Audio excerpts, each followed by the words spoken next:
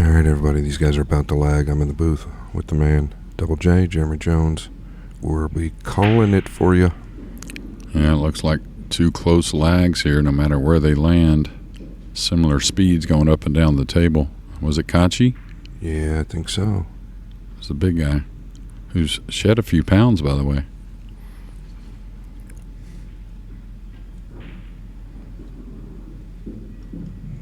All right, everybody, welcome to the 2025 Diamond Open Professional Players Pool Championship. This is the 31st annual, and we welcome you here to the rink. We started with 128 players down to the final four, and we'll start with the announcements here on table 5.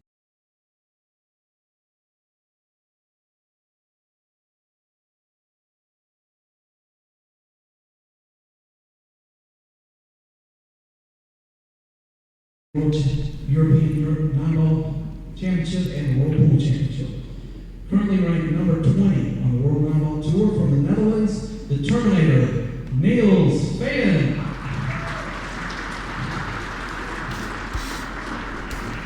And his opponent, he won the 2017 and 2019 World Pool Masters. He's a 2023 European Open champion. Currently ranked number 11 on the World NineBall Tour from Malaga, Spain. Please welcome El Matador, David Alcade. Over here on table 4. In 2021 and 2023, he's the World Pool Association World 10-Ball Champion. 2023 UK Open. Currently ranked number 2 on the World NineBall Tour from Albania, the Golden Eagle, EKLENT KACI. And finally, his opponent in 2019 and 2024, he won the World NineBall Championships. Currently ranked number 1 in the world on the World NineBall Tour from Memphis, Indiana, the Ghost, FEDOR GORST.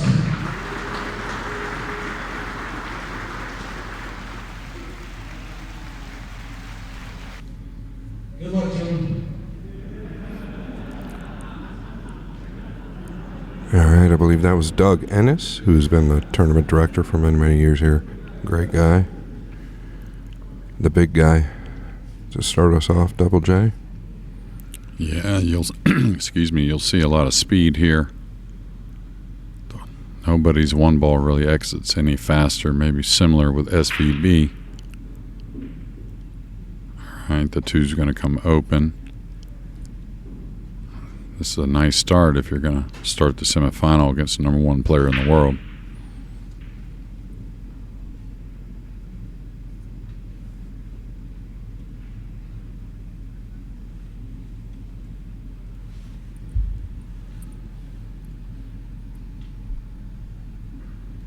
Definitely one of those shots that tell you a little bit about how he's feeling. He's elevated over the 8. Of course, this is not a difficult play, but at times he's struggled with being elevated over a ball. This one is not bad. It's just kind of in the bridge spot, though. I don't know if he can... Oh, he's clear. So now he can get into it and get back onto the right side of the 3 for the 4.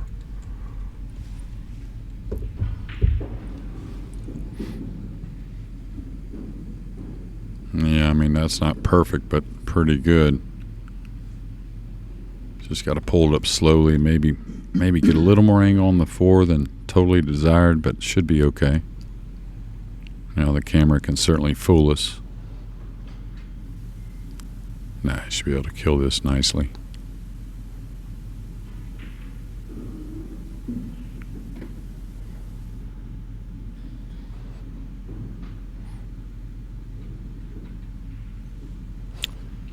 I don't think there's any trouble here with the 9 at all. It's pretty much open season here. Yeah, I think he's going to go one rail, but I think both are, excuse me, again, are available. Yeah, I think Kaci leans a little bit more to the inside ball than some of the great players, or at least this week. I've covered a couple of his matches where he's just going to the inside ball a little bit more, which is not a bad thing. No, and when you get close to your work, that's when the inside's real comfortable also, so you don't mind it. Yeah, that's actually a good point. I think, you're probably the same way. When you feel comfortable with inside, you're probably playing some of your best pool. Yeah, no doubt. I mean, it's not something you want to use all the time, but it is used all the time just because it's a great way to recover a little bit or keep it simple.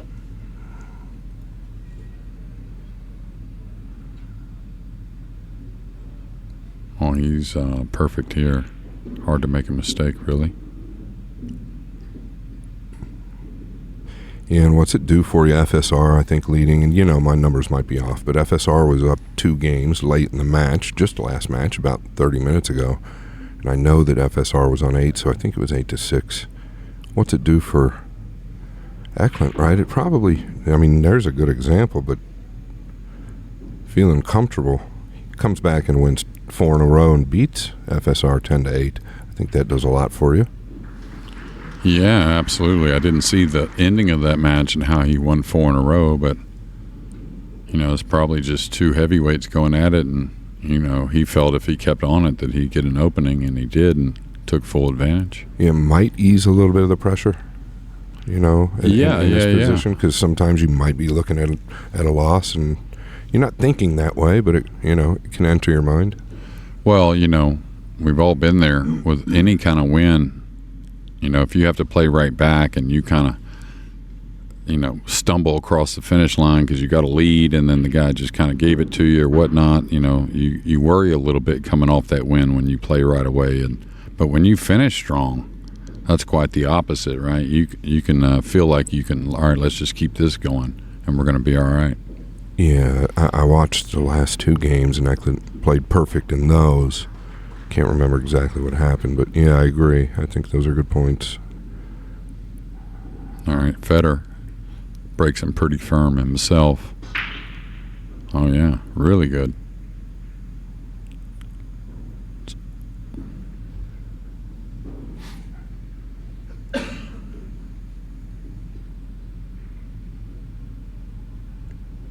Yeah, the 2 finishing pretty funny. Yeah, very awkward. If he doesn't have a direct path at the 2 that's very comfortable now, the push out's going to be super tough. Can he get enough of it, Jeremy, to chip it underneath the 9, 3-4 and avoid and run the cue ball? Traffic, yeah, and run the cue ball up? I thought he might float it just behind the 3-1 rail. Oh, even better. Yeah, just keep it. If you give up a little piece, you ain't going to like it, but. Yeah, but it probably a lot higher percentage. Plus, I don't think you could see enough of the 2 to do what I was talking about. Yeah, if he looks, though, he's got the 9 and the 3. If he just says, okay, I can come up a little bit there. Sure. Yeah, it was pretty simple and effective.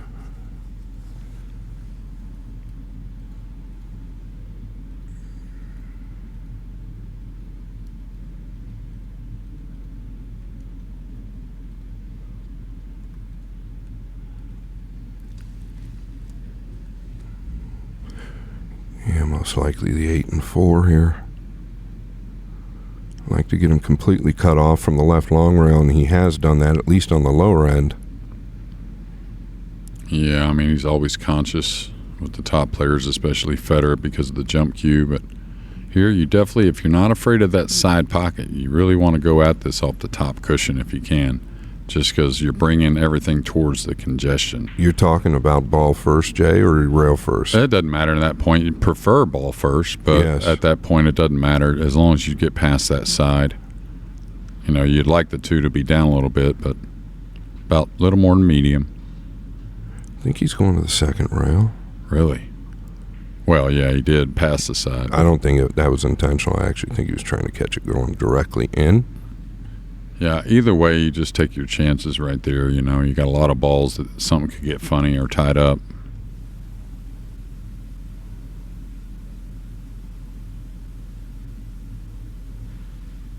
But this is where alternate break, you really battle for this game on Fedor's break. You're going to battle no matter what, but later in the match, you may make a little bit of a decision. Say you're up 9-8 and your opponent breaks on the heel, or you break on the heel, you may go for a shot in a situation in alternate break that you may not in winter break just because of one reason or the other. It definitely dictates some of the games and how they're played, right? You mentioned gamesmanship the other day, and I just mentioned it before you did. Totally different style with this format that we're starting to see played a lot of times based on decisions on whose break it is next and what's really going on with the game. Could he go with the 9 crossed corner here? I think so. I think that's what he's doing. Where's the 2 finish, though? It's got to be coming up table. Oh, I see. Wow. He was feeling out the double kiss the whole way. What a shot. Wow, how do you...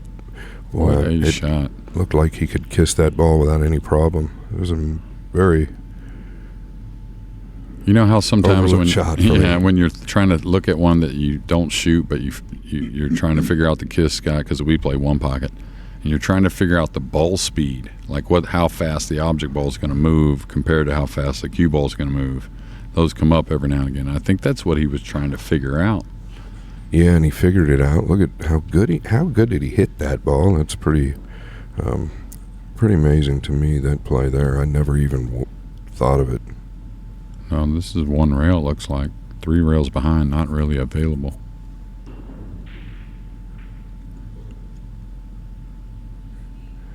Yeah, it just seems we have many games like this in this format.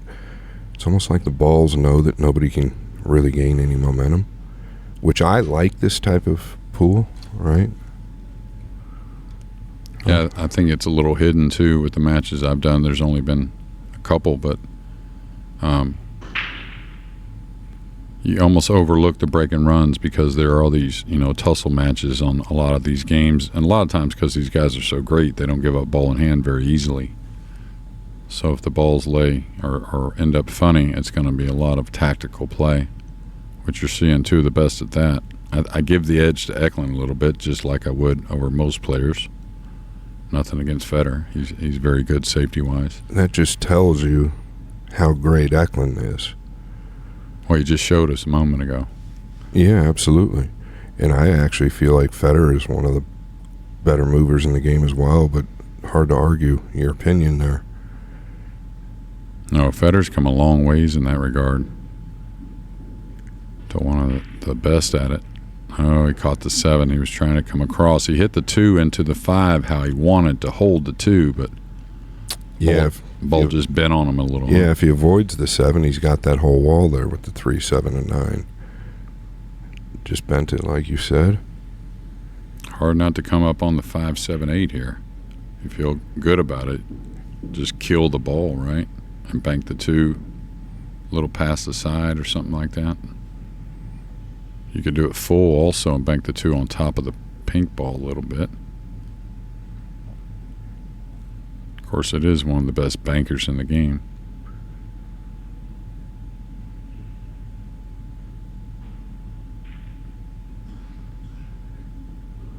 Yeah, I guess he kind of felt like it was a little bit free, right? He's still got a lot of work to do there. I think he's falling flat here, Jay. Yeah, another bank on the pink 4. Yeah, and then just pinch back, I guess, and take what you can on the 5. Yeah, maybe a bank on the 5 that's free with shape on the 6. This may unfold pretty in a sweet manner here. I think he's trying to set up for a bank to where he can work the cue ball. Maybe go 2 rails into the 5, 7. So he wants to stun forward 3 to 4 inches. Like that. Perfect. Get a little angle.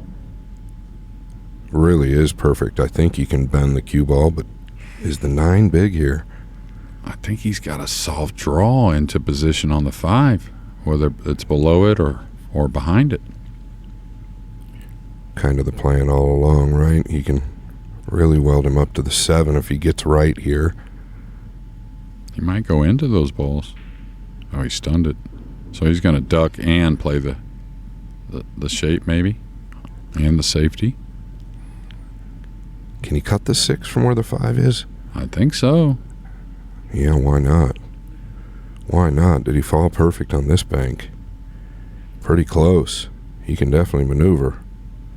Well, the good thing is, unless he figures he's going to hit the top point, he may be able to just nudge over near the 8 a little bit. Not have to stun forward to get the snooker, because you do want to kind of play the safety here as well, don't you? Yeah, so he could maybe hit it full with a softer ball, like a medium ball with a lot of right as well, and let it open up. I don't think it needs a ton of right either. I think the angle's there, really. Oh, yeah, it was really pretty perfect. Not bad.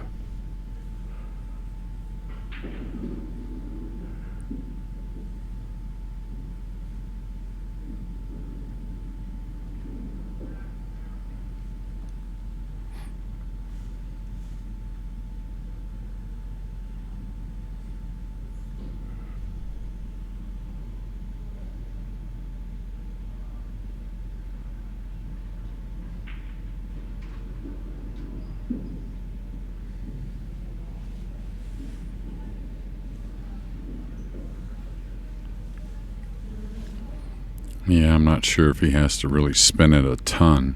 Yeah, he's a little elevated also, so I don't know how much speed he'll get here. Maybe just trying to bump it to the rail. Let the cue ball go to the top cushion. Oh, he did get some speed.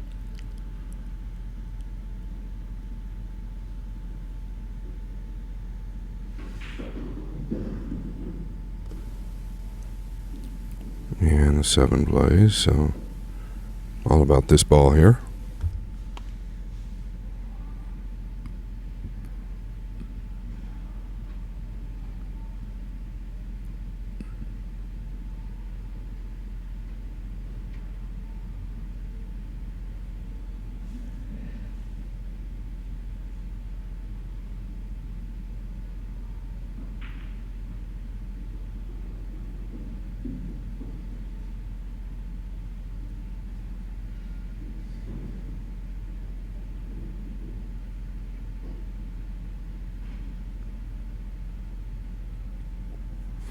Yeah, just a little draw stroke.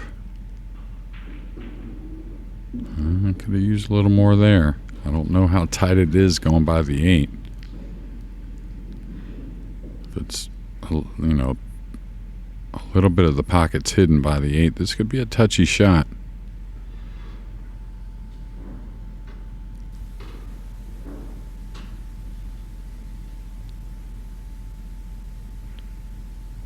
Yeah, giving it a lot of time.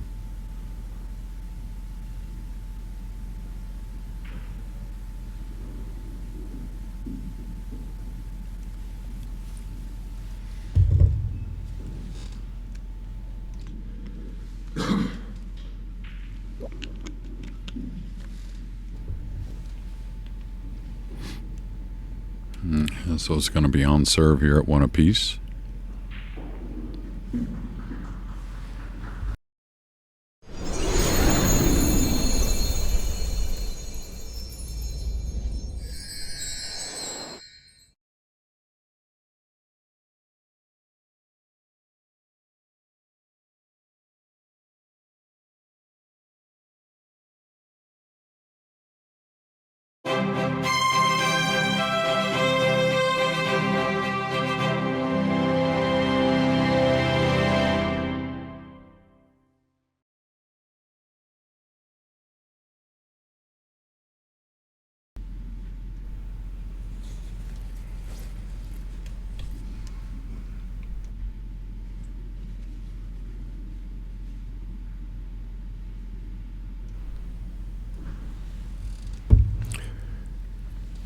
Yeah, this format, I'm just touching on it. It's rack your own, right?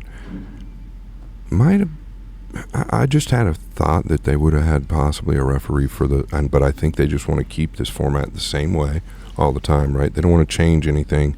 I just thought they might have a ref on board to rack the balls and watch for the all-ball fouls here. But I like what they're doing, just letting the players run. Yeah, I agree. I mean, there's been no problems that I've heard of, and no. Certainly these two are great players, but also very professional in that manner. And why not disrupt the rhythm of them not worrying about something? Or the referees always do a great job. It's a hard job, but why not make the players as happy as possible? They've been doing it all week. Yeah, and what happened there? Did he have an issue with the bridge arm? He's had a couple issues I've noticed.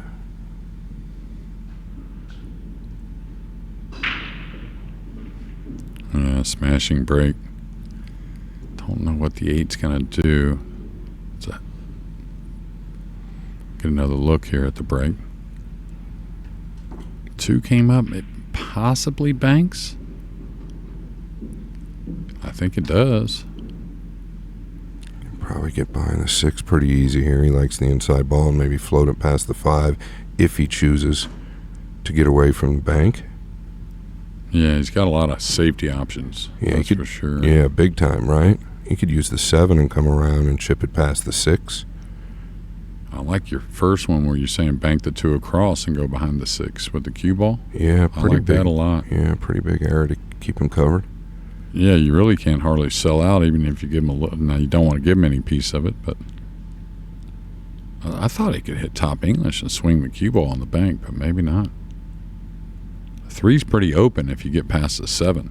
I mean, even a little distance is okay, but yeah, if the bank goes, I don't know how you pass it up. I think he's playing safe here, really guarding on the 2 ball. Yeah, back behind the 7 maybe. Yeah, hard to go wrong. He's got him real good, and you just mentioned it. He's aware of it. These 2 have met before in pretty high-pressure situations. Jeremy, we covered a little bit of that in Saudi Arabia when Federer beat him in the World NineBall. Yeah, Hill. It's an incredible match. Crazy swings, really, at the end, and I'm sure we'll have more from these guys, not only here this week and today and right now, but in the near future. Look at this. Yeah, he's going over both. Dug on the cue ball, kind of landed on the second hop off there. And I'm not sure there's a pocket. Maybe it slides by the 6. Oh, yeah. Definitely does.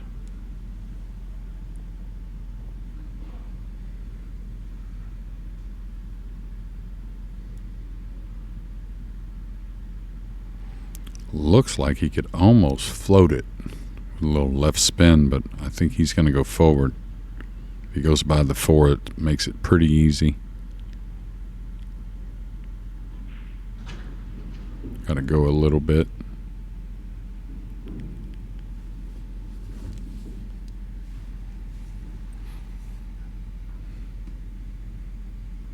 One thing about the way EKLENT breaks, especially if the cue ball's not getting kissed as it goes back and forth, besides the 9, that kiss is going to happen sometimes, but he gets really good spreads to where he almost, that one squeaked by, but it's almost like he just gets some kind of look at almost every ball on the table almost.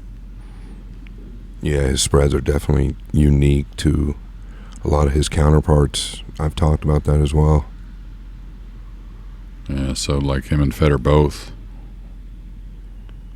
they usually kind of gain control. Of course, there's always the push out that comes up. It usually comes up at the end of the match in crucial kind of situations. But all right, looks like he might be going forward 2 cushions. Wants to get a little closer to this 5 with the 7-8 there. Yeah. And the good thing about getting close again, you sometimes get perfect like this, but you can handle that little bit of an angle on one side or the other because you're so close to the ball.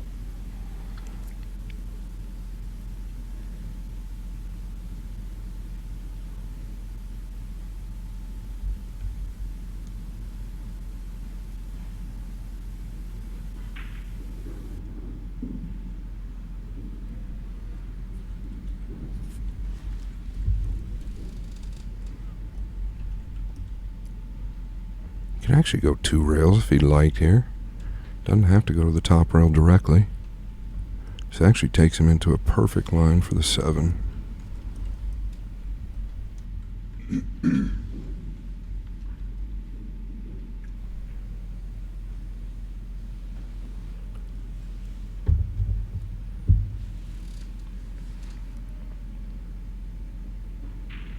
Yeah, such a great player after the break, but when you're a numbers guy, when you run numbers and you have a break the way he does and play the way he does, it's got to carry you much deeper in events more consistently. Well, I mean, we talked about the break rule and tried to come up with something that's not overly difficult, but still, as random as possible with the guys being so great. But we still all know how big a part of the game it is, whether it be the pool gods being on your side and that last ball not coming to snooker you, or you just are that good like this guy and he's going to break the balls, as you're saying. Right. In a long term, he's going to get more looks more looks to get control, just like he did there with that safety. Yeah, and it's just pure talent, right? Pure hard work and talent. He's just a little bit better than most at the break. His little brother is right there too. But then again, I start watching all these other guys like Gorst and Sanjin, and there's a ton of them that break the balls real hard. Jason Shaw. So yeah, FSR's gotten real much stronger. I think it long term it's a good thing. I think the golden break you make a little more of that also. So, like, look at the balls moving. Last time he got a lot of kisses in the lower left corner, but here you go. He's not snookered on any ball on the table, I don't think. Is he? No, you can not see at the all. 2, 3 set. Yeah, you can see them all. So he's going to get some type of control or chance at control to start most games when they break, that being both these guys. Got to make a little bit of a funny one. He's elevated a little bit. Can't just come across easy with straight English because the 7's there. So he may have to add, as Scott says, a tick of inside here. Being a little elevated, this becomes a hair missable.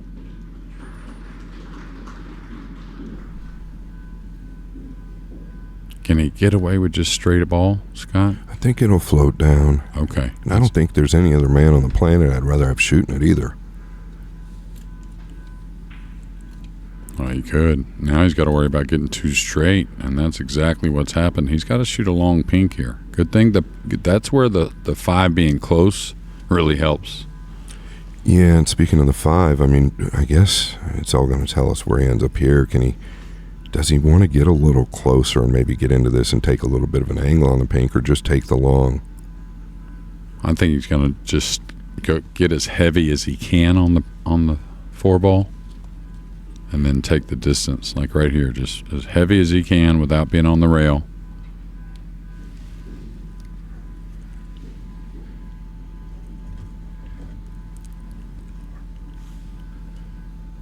Now, I think he has to go forward here. He may be able to hold it.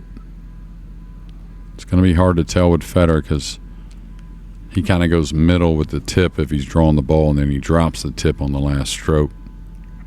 Usually you can tell if he's on the top of the ball, though. All right, so right here, I think he's going to draw this. Watch the tip drop at the very end. Yeah, he was dead straight. Yeah, and that's a shot he probably practices often. I don't think there's anybody that drags the ball better than he does. He uses that drag stroke with a little bit more speed than a lot of players, and he also can use it at some of the softest speeds I've ever seen. Yeah, and it's funny because he doesn't do a drag with side spin very often like a lot of players, self-included. He'll use the straight drag a lot more. And that was basically the Mighty X, Scott, that shot on the pink. Well, I was going to say that, Double J. That's a drill that Jeremy has in some of the stuff he does, and it's actually pretty fascinating. Yeah, I think it was Bert Kenister that actually made it, I think. Pretty sure.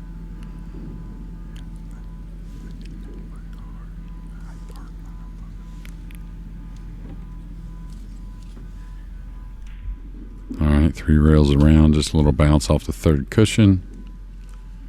And we should be knotted at 2 pretty soon.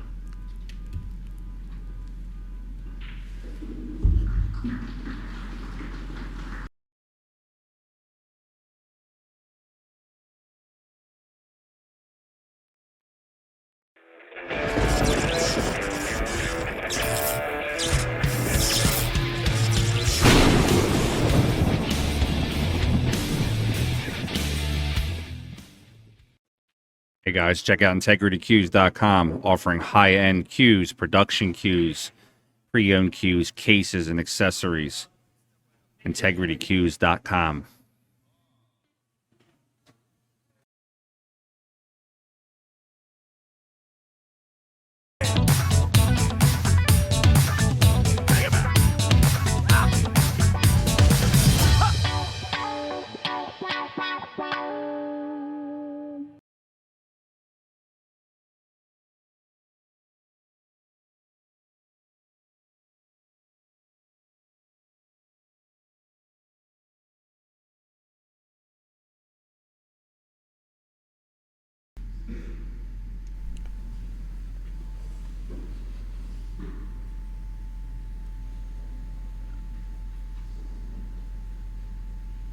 And historically, this week I've been pretty poor at predictions. I expect a lot of these matches, like in this position, I just feel like could easily go 10-9, but every time I say that, somebody just breaks away and wins by 4 or 5 games.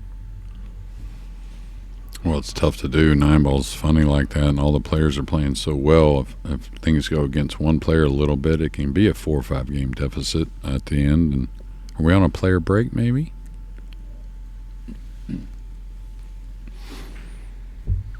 Well, our other match, David Alcady leads Niels Vian 3-1 at the moment. So both on pace, 4 games for each so far. What's up, everybody? This is Dave from Classic Billiards down here in South Florida. We do things a little bit differently here compared to your old pool hall. It doesn't smell like mothballs. It's not exactly a library. And nobody's shushing you like this is church. We're all about having fun, eating chicken wings, drinking beer, and knocking some balls around. And don't let that mistake you. We still got the skills, baby. So if you're ever down in South Florida, come check us out at Classics.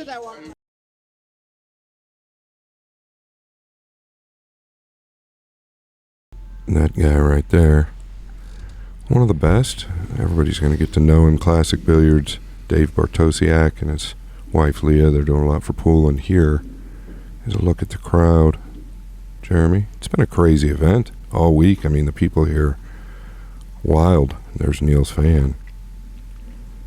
Yeah, two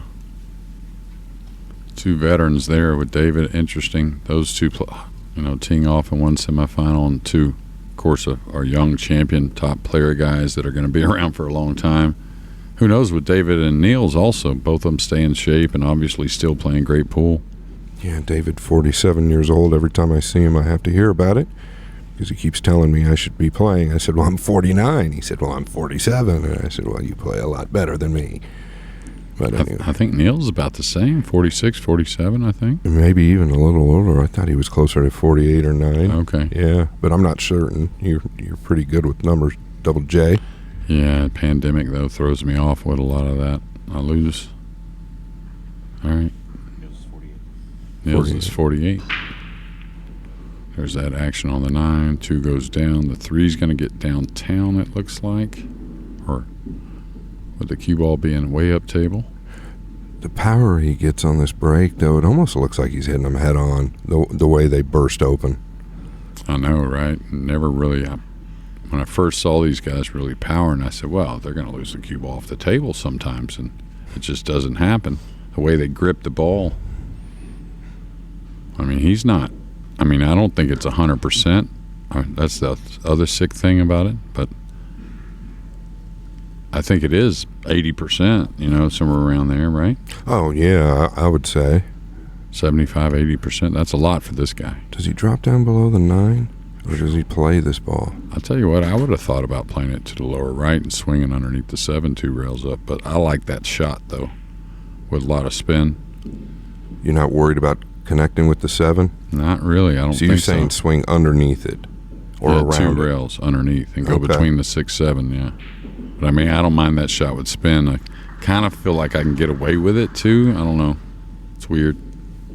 Yeah, but to your point, is if you feel good over a ball and it's something that you're confident with, then there's never really a reason not to play it. It looked like the 3 laid good, but I don't know that it does lay good to track 1 rail behind the 9.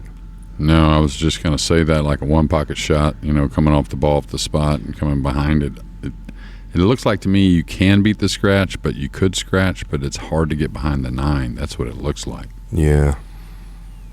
Outside ball, probably not going to get it either to check it up.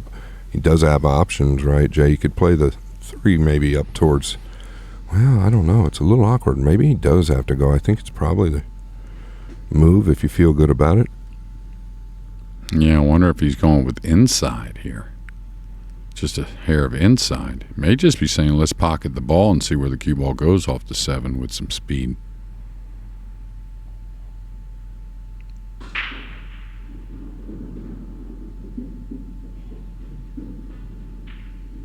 Yeah, just take your chances. You know what I mean? Yeah, absolutely. And what a hit it was. And it was really hard safety. That was the reason why. He got a little odd here. He's got to draw the ball or maybe stun it a little into a small gap. So I think it's going to be the draw stroke. Yeah, he really just has to pinch it back a foot. I don't think he has to hit it real hard, but he is one of those players that'll get into the ball with a lot of power just because of his accuracy. Long ball never scares Kaci. Yeah, but he's a ways away, so he's got to hit this one pretty clean, even on the 4.5-inch pocket.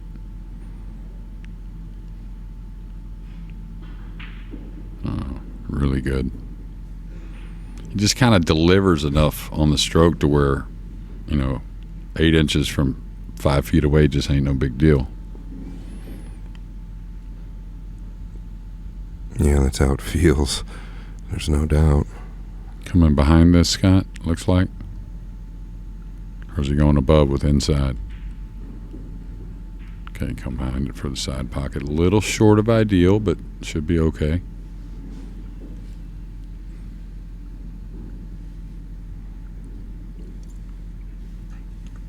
Yeah, this angle sure looks easier than the other angle. But I guess if this angle proves true, he's absolutely perfect.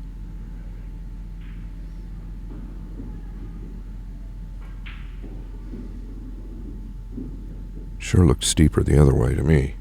Yeah, I agree, but... Okay, he might go to the rail, he may not. This is when you may just float to the right side like that. Don't try to force it back. You fall straight on the rail a lot of times, or near the cushion. And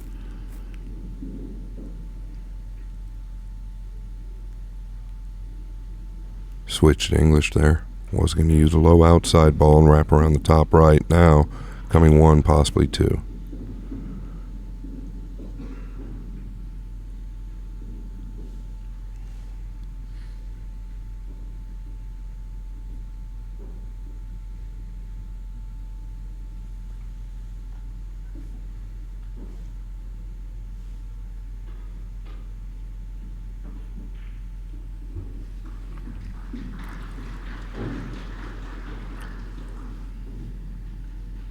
Well, there we have it. August 18th through the 23rd at Harrah's. It's a tournament that my buddy to the left, I heard he won it. Pretty good tournament, right, Jeremy? The U.S. Open? yeah, I think the cream of the crop for me, of course, being an American, but where it all originated, you could see many past champions there and several more trying to get that title. I think they got at the bottom of your screen a few of them. That trio of Chua, Yap, and Kaci, I think those are 3 to watch this coming August, along with the guy in the middle going for number 6. Yeah, that's the guy, obviously, that I'm pulling for. And I mean, really, every guy on that screen could be a little dangerous. Moritz Newhausen just winning the PLP. Robbie Capito trying to defend the UK Open. He won that last year, but I think both of those guys could pop through at any time as well. Yeah, it's a grueling tournament, though, but with a lot of prestige and class. And usually there's a name you may not expect, but there's usually a lot of them you do, especially once you see them that week. All right. He's going to catch the point. Oh, and it hangs. How much of a difference is that? Yeah. How does this ball hang? Sometimes we wonder.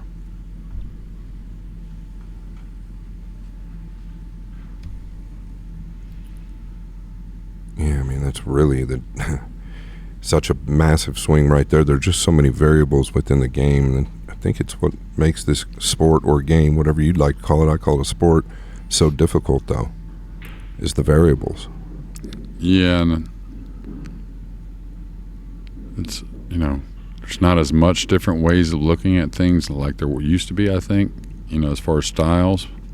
I think efficiency is a very important one these days, like get out when you're supposed to, which has always been a big one, but I'm talking about tournament play. I think it's stressed more.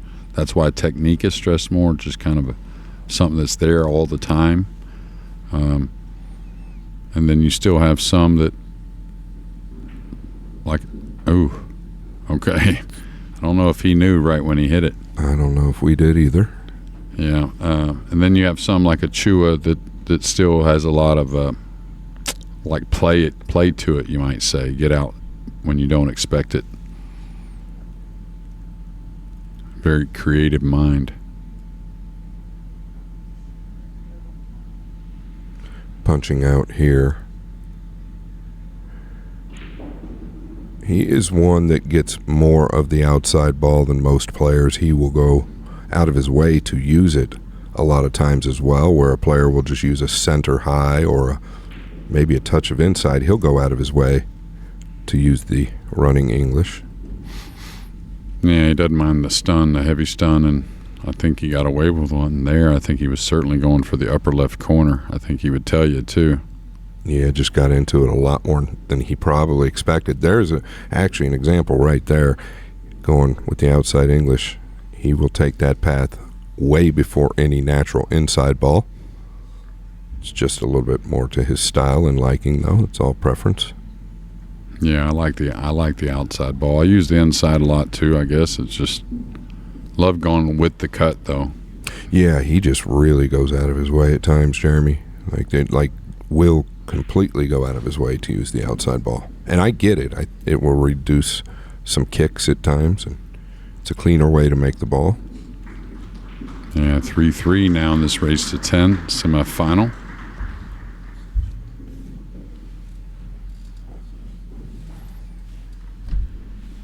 Yeah, and I'll talk about these payouts right here. $15K up top. Second place, $9K. Third place, $7,000. They raised the prize money. I think it was the 3rd through 7th, 8th, or maybe 9th through 12th. They added an extra $500 too. I think 3rd through 7th, 8th, Jeremy. They had another $500 too each yesterday. Then I added a couple hundred more for 9th through 12th and 13th through 16th. So now $3,000 in the final position.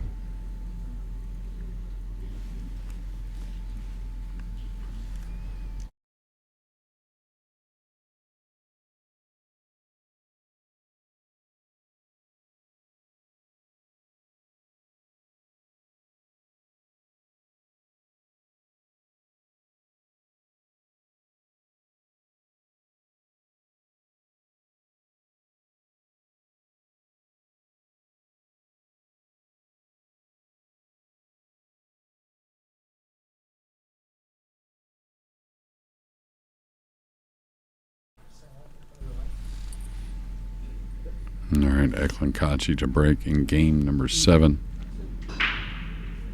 Well, he missed the one. I don't see the random ball down, so here's your chance, FEDOR GORST, to get your first lead. Yeah, the one going just high.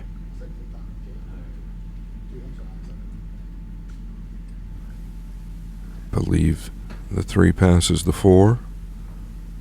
Kind of what Jeremy was touching on, the spreads. Even when he doesn't make a ball, he's got to look at the 1. Kaci, he hits him so well that he gets just kind of unreal spreads, not very common amongst a lot of the other players. Yeah, and it looks like he'll come back for the 2 in the side. No reason not to, really. That was a nice touch, just kind of floating across that ball. Perfect. Probably like to get pretty straight on the 3, not only because the 4 is there, but the pocket's a little tight, so you always want to have a look at it if you can.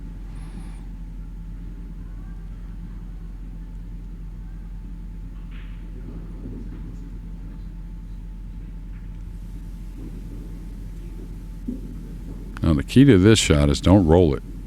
I mean, normally if that's a tighter pocket I'm talking about because of the pink. A lot of times you need to go ahead and shoot this. That way you just get a nice connection. It holds its line well. You're saying kind of just drift over behind the 9 that direction, maybe a soft stun? Yeah, a little bit of a light draw.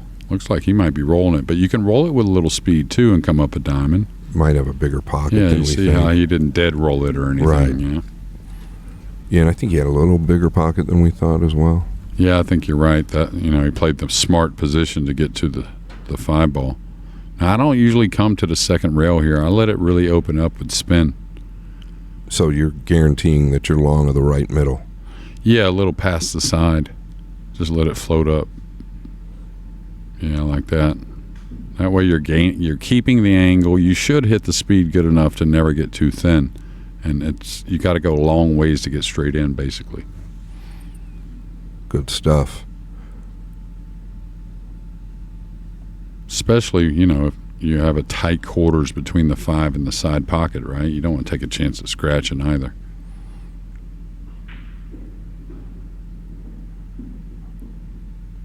Yeah, well, we can see why both of these guys are in this position. Both breaking amazing, and both, the pocket. And the way the ball is entering the pocket, I don't see any mishits really yet.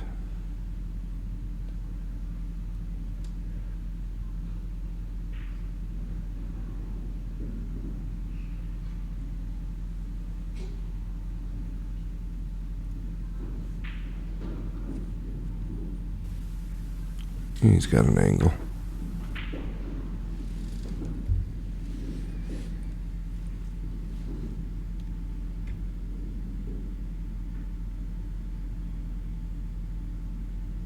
Yeah, I'll probably just hold this on the right side.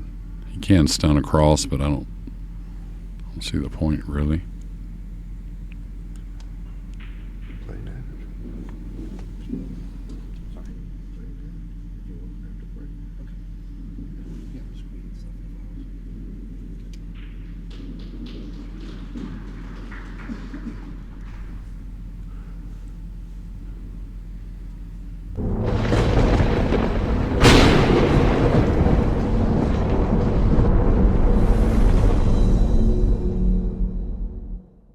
CrossroadCues.com offers hassle-free, zero-interest financing on the most popular cue brands like Samsara, McWhorter, Nitty, and Southwest. With lightning-fast shipping, your cue will arrive in time for your next match. Buy, sell, trade, and consignment are also available at CrossroadCues.com. Don't wait. Contact us today.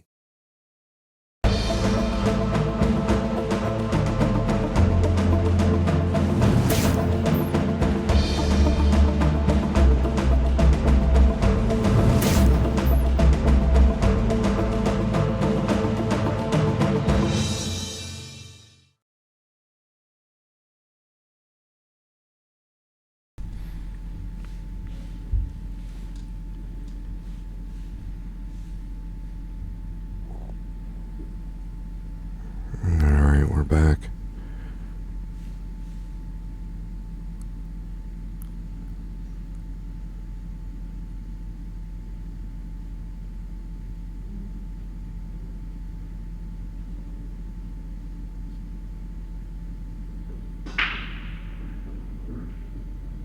All right, the 2's are going to come up, I think.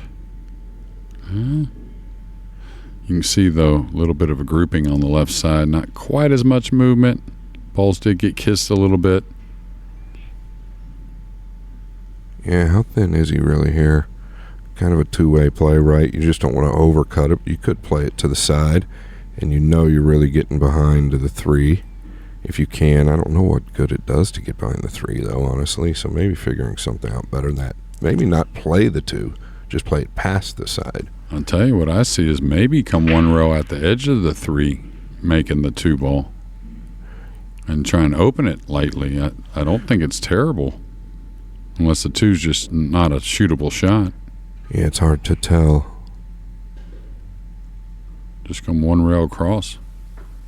Pretty thin. And definitely missable for sure. With not a ton of future with the 3 ball, so probably a safety coming.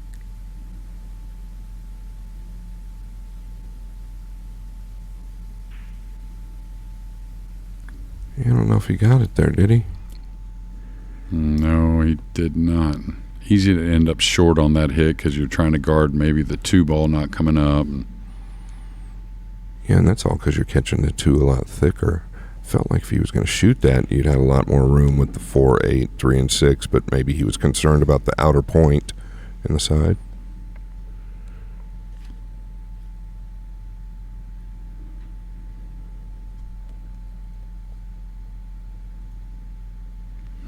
Eklund looking at 2 rails off the left side, dropping behind the 5, trying to use the 8 and the 4, I think anyways.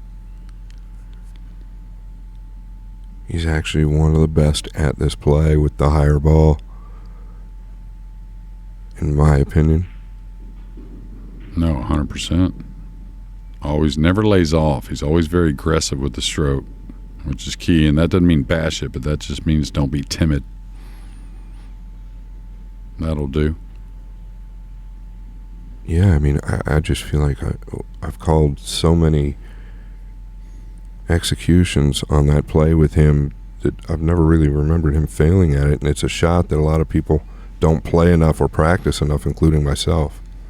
Yeah, it's definitely one you want to set up a few different ways and get kind of a foundation for it and understand about the stroke. SVB's always been great at it. Earl actually was very good at it. Got to go to the side rail here, I think. Trying to let the 2, the cue ball go up table towards that top rail. Maybe the 2 banks and comes back down somewhat.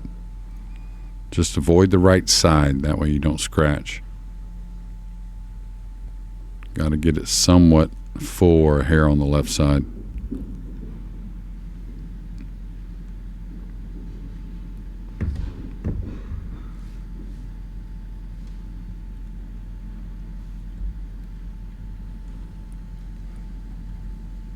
Yeah, so he's hitting it at the speed, what, Jay, to just lay it up on the left long rail, or? No, I'd go ahead and put speed to let it bank down and let the cue ball go either by the 7 and kill.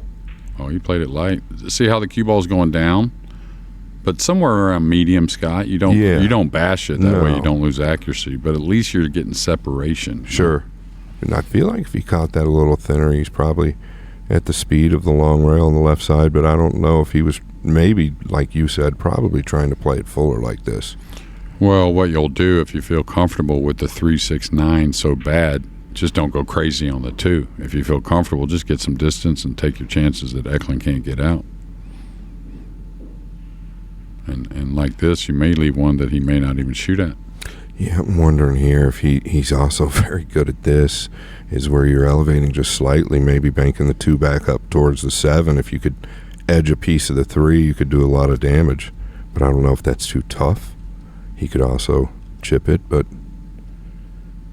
Yeah, I think he's going to shoot and maybe trying to open the 3 somehow on a safety, figuring if he knocks the 2 in with speed, he's good. And if he doesn't, he's hard to lay up and hang it. So he's going to go at this.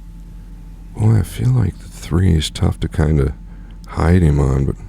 From underneath, it's not too bad. You can shave it. So, like if he gets down here on the middle diamond, like here, he can shave the left side using the 6 to hold the 3 and put him behind the 9. So it's kind of a, you're betting you're going to make the 2, sure. Right? You're betting on yourself to make the 2 because you're EKLENT KACI and you're that good. Yeah. But you don't have to sell out unless the 2 crashes into the 3, 9, 6 somehow on a miss. But so there's some good things that can happen there from him. Absolutely. He just wants to try and get control, basically. Now, I wouldn't go crazy. I'd keep this real light. Yeah, and he did, and he used the 6 as well. Uh-oh. Well, we had a little bit of a crash. Hopefully there's no humans involved. Somebody's down.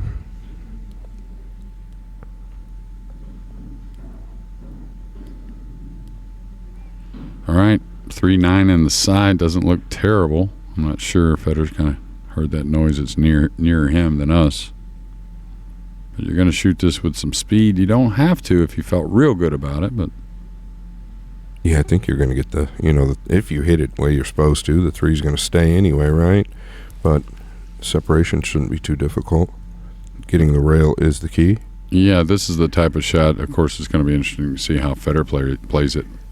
He's here in the semifinal, but I'd like to see how Efren would play it. Would he roll it with like a medium, knowing he could get a snooker both edges on the 3 and maybe make the 9? Well, he's so creative. He might use extreme English out of the lower left corner, just, with an inside ball or a left ball. He's going to use a flat ball, typically does. You see the light speed? You see the snooker right Absolutely, here? using the 6. Yeah, and the reason why you might do that is you're so lined up on it, right? You're not having to cut it much on the angle on the kick shot. It's so right in front of you, you feel like you're going to be accurate. Yeah, and just a touch thicker. The 9 is going to go into the side there. Yeah, he might go at this if he has it.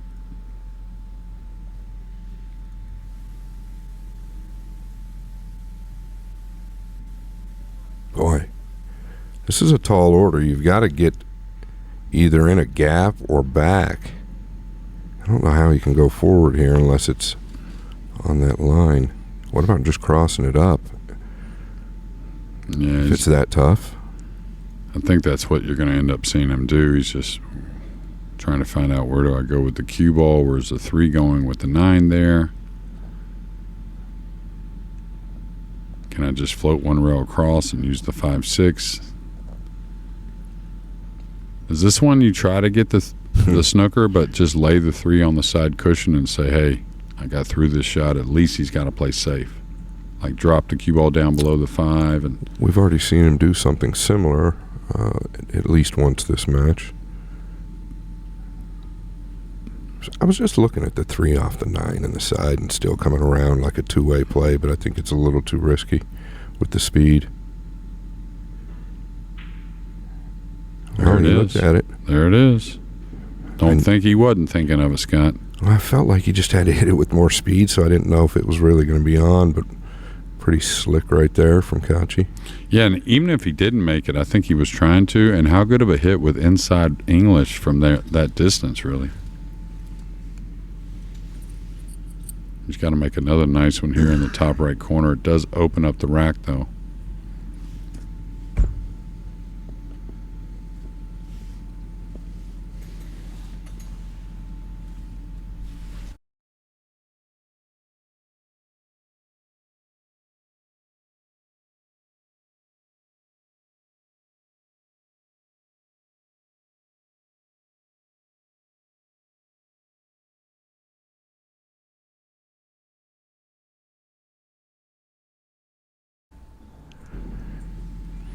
Well, that hit center cut.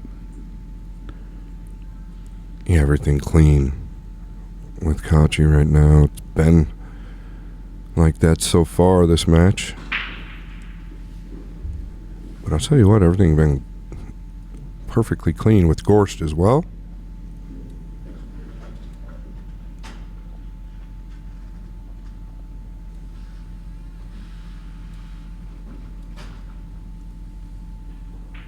They've only played 7 games, and I feel like we've been through a war.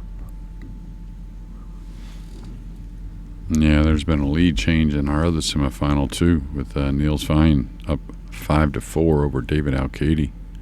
Looks like he's gotten perfect to really have a choice here to go forward or stun over. It looks like forward the 7's a little tight by the 9. Stay off the rail. That's the main thing here. Yeah, he's gotten absolutely perfect, Jay. Yeah, but even though he's gotten a little more angle, maybe he's perfect, but getting off the rail, very crucial with the 8 a little down the table. Just draw straight up. Or is he just holding for the corner? Yeah. That's the other thing that I think why he holds up under pressure so well. Very simple pull and really straightforward. Whatever the lines of the shots and the table's telling you, that's what he kind of sticks with. And then every now and again he shows us something special. Oh, this is going to get... okay. Didn't have shape for a long time, but he got there. Sure did not look to me like he had that big of an angle, but he doesn't mind drawing the ball. He's Feeling pretty good, I think.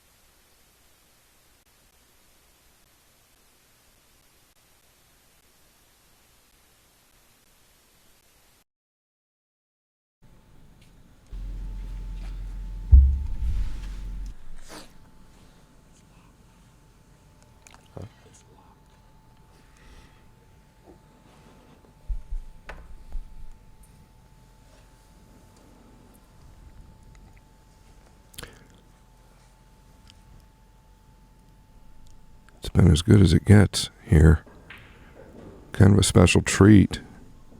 Sometimes when two guys play near perfect, it's almost comatosing. But that's what we're seeing here. And he's going to get a look. And the 8 might help him in this situation. Yeah, we'll see what the 3-7. Yeah, we'll see what the 3-7 looks like on the lower left side. Looks pretty tight.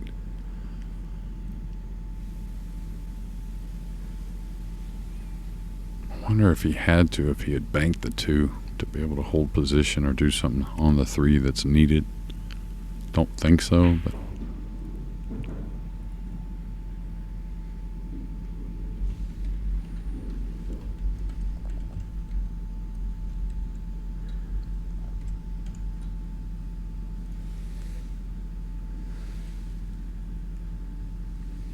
I think that's what he's looking at.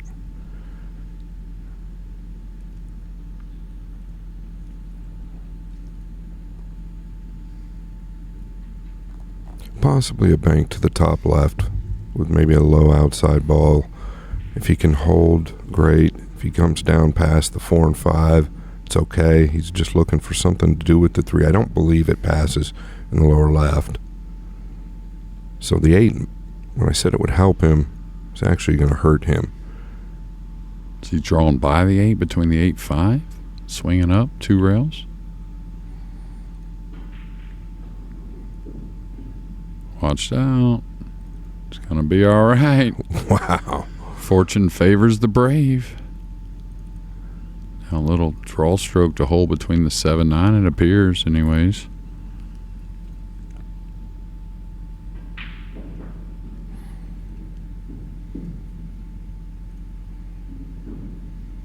Yeah, just a simple pinch back. I hate to say it, though, but was he trying to feel that draw off the 8 there off the 2 ball to where it does go down table? Well, he went into it so heavily, you'd almost have to think it was a possibility in his mind for sure. Yeah, that's what it seems like anyways. I mean, he doesn't miss his mark very much. And as Scott said, went into the 8, maybe half ball, right? Yeah, just under half at most. So it was probably by design, as lucky as we might have felt he got getting on that 3. Still needed to come away with something down low, but played it well. And this is an out to make it 4 out of 5 on the breaking in and win in the game. That's pretty good. It's what's needed, really, for either of these guys to advance against the other. Little in between here. Yeah, might need it. So see, Jeremy touched on it a little bit, but he might just choose to come over past the 8, or can he just hold floating forward? I think he's going to the left. Yeah, past the 8. It's just stroke so pure. I mean, it's just... Whew. Well, and if we can take anything away from it, it's that center ball right with the high cue ball. I mean, a lot of us would have tried to kill that with an inside ball and just drag up, where he made the shot easier with just a straight top.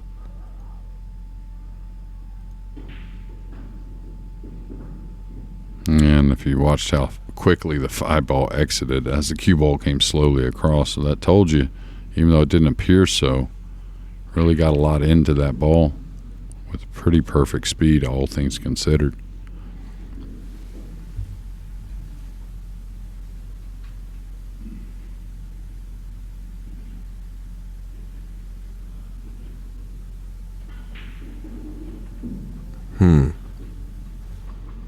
Yeah, kind of awkward now. You want to get back another 6 inches. Yeah, he's got a hint of an angle, but looks like, you certainly can't cheat it off the left rail with this angle and this speed that's going to be required. So he's going to draw a little on top of the 9 with awkward cueing. Think he might come all the way back to the low rail and back up? Oof. I Can he think get so. into it enough? This guy? For sure. Well, he's just directly over the 9, so I guess maybe he is. Kind of let up on the 7 the shot prior. A little snatchy. Yeah, 100%. 2 rails in the lower right. Who didn't know that? Yeah, and that angle was going way off off that mark, so that tells you how much he overcut it to the upper right corner, upper right point rather.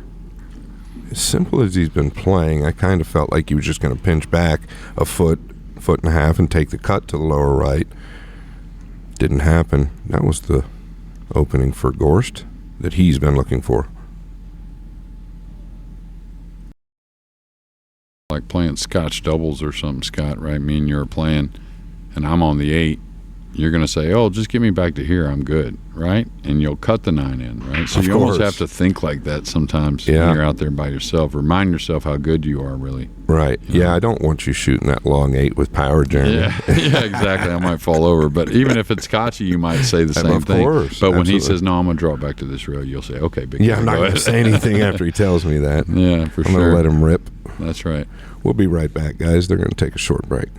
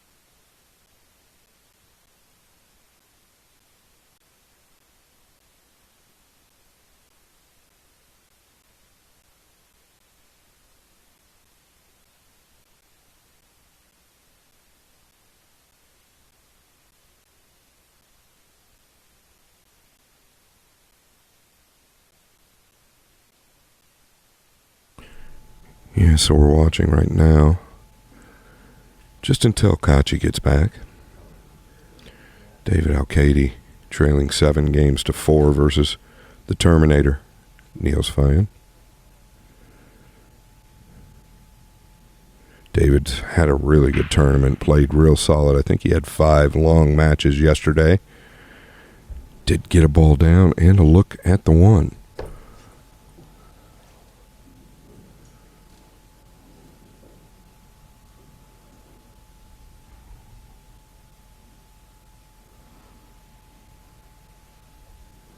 Well, I think it's natural, just a 1 rail up for the blue 2.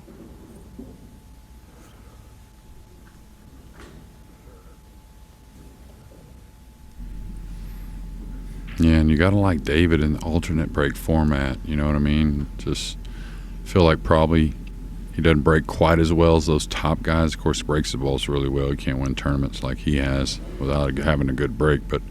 And also the long balls sometimes after the break. You know what I mean? Like, sure. Not quite like Kaci or Federer or some of them guys. He's great at it, but I think the alternate break really suits him.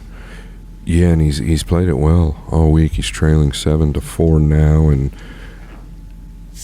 looks like it's going to be within 2. I don't see anything slowing him down except this cue ball.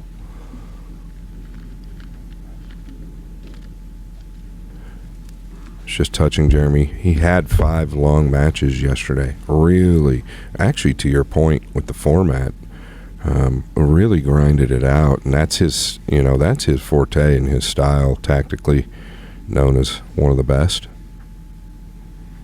Yeah, usually pretty good at the thin cut.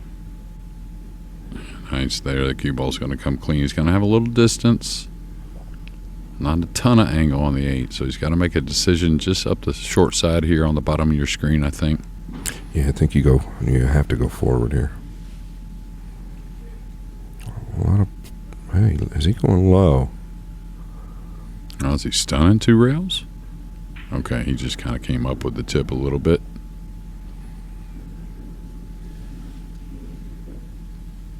The big man is back. We'll watch David bury the 9. And we'll keep you updated on that score.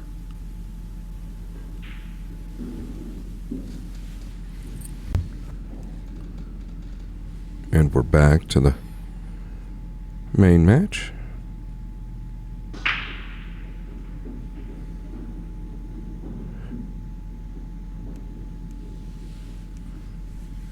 This break is devastating. Yeah, it's going to be an interesting first shot just because he's a hair off angle, I think. Could maybe draw back for the bank, but he could roll forward for a combination that's pretty playable because he's going to be in close quarters. I don't hate drawing back for the bank, though. The side pocket on the opposite end is a really fair pocket.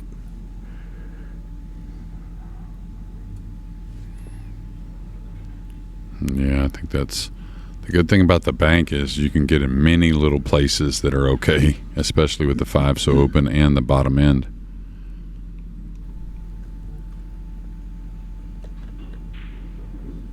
No, didn't quite.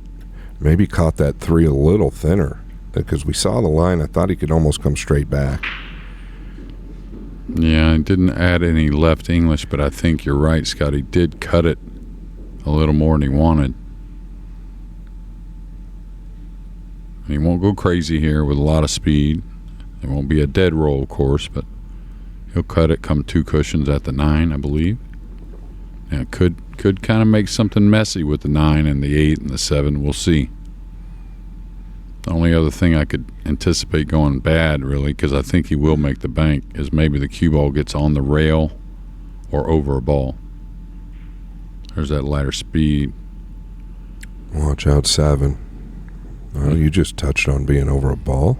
Yeah, with the 6-up table, and you're going to fall a little bit of an angle no matter where you're at over there on the left side. So this has gotten a hair awkward, especially the 8, because you got to get on the 6 to get on the 7 to get on a tough 8 ball. So there's a lot going on here in rack number 10. Yeah, and I almost feel like a really awkward way to play this ball, but you almost have to use a top inside and track 3 rails around, but I can't see you coming back towards the 8, 9, and 7, I feel like that's dangerous. I think you got to dig on this. I think you got to take a chance coming back, really. But he's going inside, I believe. So he must be able to use more angle here and cue a little better. Yeah, just get out towards the center if you can. Yeah, didn't try to overdo it. Really good.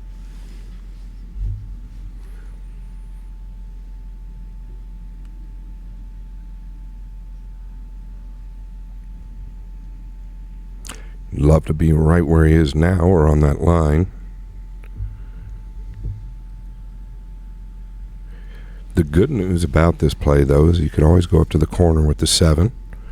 Yeah, you can handle a little bit of a cut on the 7 and the side also and go into the 9 with the cue ball. There's all kinds of options, I think, just, you know. Yeah, I was kind of touching, like, if he's playing to get kind of where he is now, Jay, you've got a little room to work with, right? If you overrun the cue ball, now you've got the top left corner for the 7.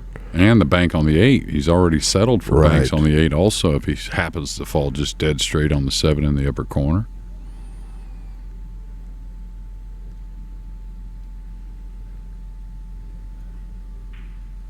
Yeah, caught her thick. That's going to hurt most likely. Almost looked like he had a big pause at the backswing there, which I don't see very often from him. No, he only does it really on the heavy stun now, usually, and just like all of us, if we get a little quick on the back, tends to want to hold up a little, you know, on the transition, so.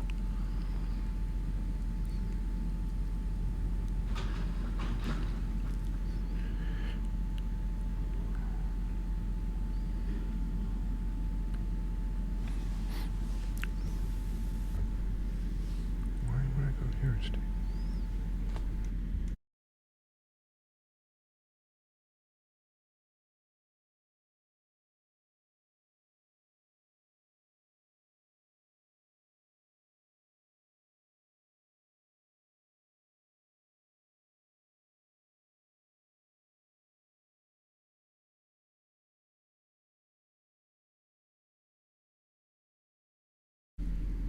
Again, I think like before, come on back with the cue ball. Oh, he could stun it over, so now he's almost automatic to get an angle to drop behind the 8. I don't think that was as easy as he made it look. No, I think that's why he got off the ball.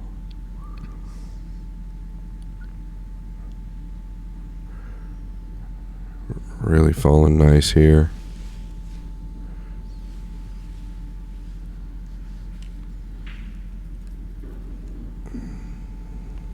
And he wanted a little more out of that. This is a little bit of a tester.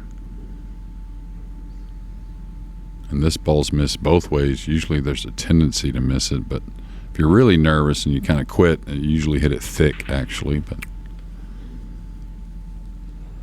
what I like about him is, all right, let me settle for a little more distance on the 9 so I can put a little more stroke here on the 8.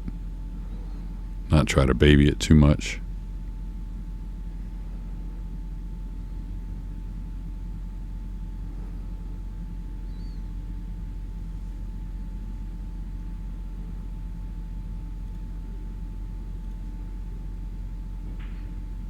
Yeah, very clean.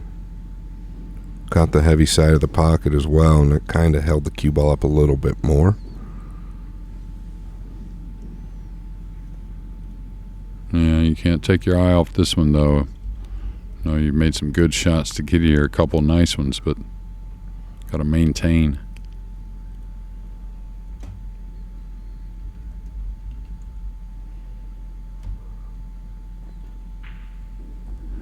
Yeah, Double J, the first big miss, and I guess we couldn't, in his defense, Feder catching the 6 quite a bit full to the top left corner. It's really the first big miss that stood out to me. Yeah, for sure. And there's been a technically an error or two on a safety where they didn't quite get the snooker, but they still maintained and contained them for a shot or whatever. So I don't really consider that bad. I mean, it's a tough game in that regard, but yeah, I think the first unforced error, you would call it. Yeah, do us a favor. Follow digitalpool.net/SBX. Also, PA Pro Am Pool on YouTube, Frank Miletti, who's producing. And then never forget WNTTV.com. They are worldwide, live.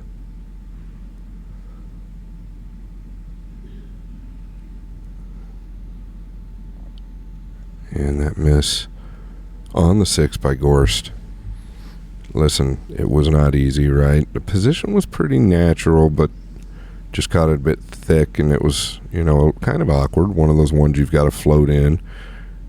But there was a lot of distance, and it was pretty steep, so still got to give him an error, but he's played really solid before this. Yeah, but EKLENT Kaci now in position to get a little separation, especially being on the breaking end of things. It's been really good so far. He did have a dry break, though.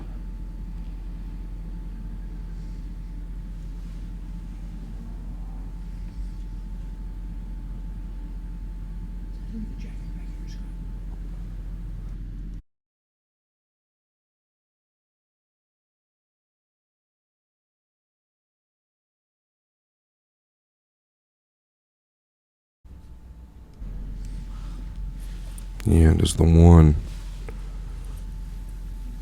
Pass and dry again, Double J. Yeah, those weren't hit as well, and just wasn't the connection we're used to seeing. The one missed by a little bit more, but after a big miss in the last game, and definitely a ball that can be missed, but did expect him to make it. I think a nice setup here to get back on the board and get things going for FEDOR GORST. Just got to go past the 8, or past the 7 rather. Maybe bump the 7. I'm not sure. Yeah, I think he's clean past it, to be honest. Well, as close as it can get.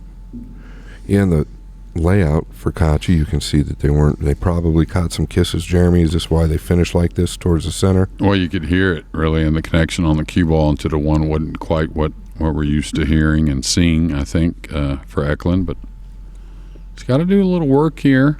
I mean, he's going to probably have to take an angle on the 3. So this is the type of rack that is supposed to get out, of course. Could come at the 3 and try and get a little closer. Yeah, or maybe even the 6. Oh, he's gambling here. Oh, did he get away with this? Yeah, I don't think he would have wanted to come at the 4. It would be like you said, Scott, the 6.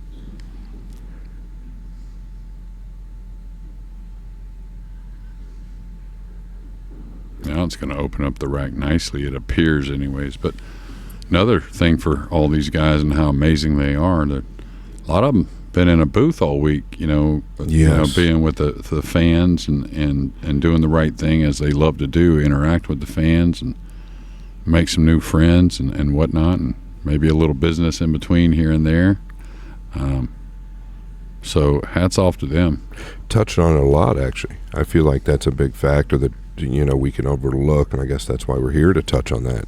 Listen, they are with fans all day long, having fun though. They're enjoying it. The experience here is really cool, but you've got to kind of take yourself out of that mindset once it's showtime. Coming down, that needs to settle. This is going to get odd, very odd. He's going to have an angle, but is he going right at the side pocket, or excuse me, the corner pocket with the cue ball? It's close. It is very close. Couple of mishits this rack. Touched on it before. You say it a lot, Jeremy, where top players or elite players will mishit a ball. They can often mishit it 2-3 times a rack, but they typically recover because they make the ball. Yeah, that's true. Their margin for error with their fundamentals is a little greater, and also when it's on the good end, meaning when they really have the timing set in with it, things are exceptional. All right, he's got to elevate, it appears to me. I don't see him. He may end up a hair long on the 6 or somewhere near this cushion. Oh, he's trying to make it hop a little bit, Scott. Is he going to the left long rail first? I think he's trying to get to the short rail, like that. It's a very missable ball. You're trying to make it kind of ricochet off the ball a little bit. And, of course, the scratch didn't make him too happy, but I think those other couple strokes you were talking about in this rack is really where their frustration sits. Yeah, towards the 4 instead of the 6, and maybe could have done what you were saying, actually go towards the 3 a little bit more, just short of it, if he was worried about trying to hold there on the blue 2. And that's really where it started. Yeah, a big opportunity after a big miss in the last game, a dry break here from EKLENT, and really a great starter on the 1, which he made look easy, getting on the 2, and from there were a few little mistakes. Little guidey there. Maybe, nah, he's okay. Still was a little guided. It was.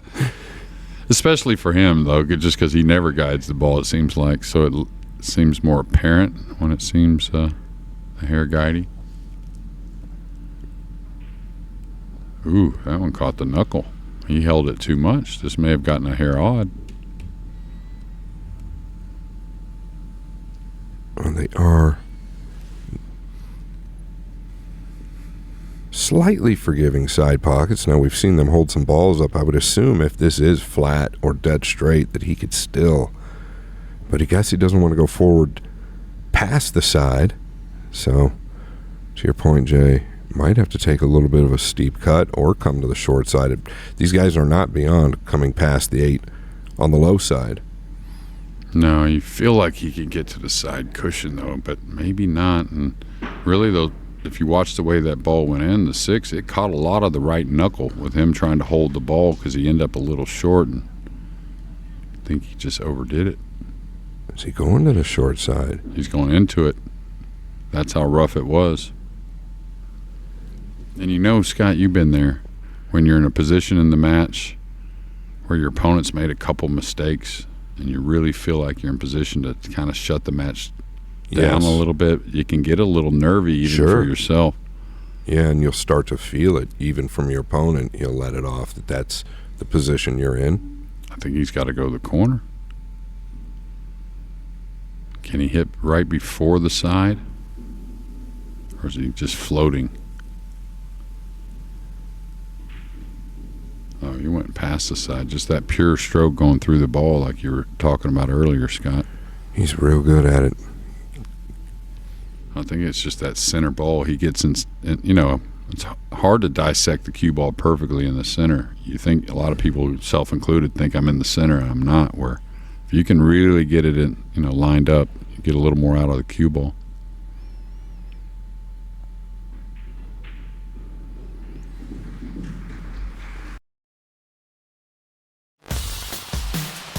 You are watching PA Pro-Am Pool.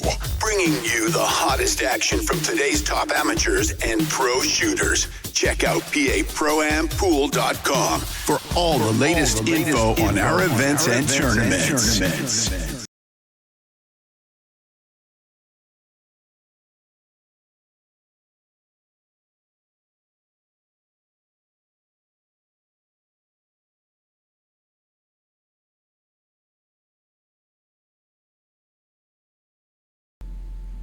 Yeah, Gorst playing catch-up now.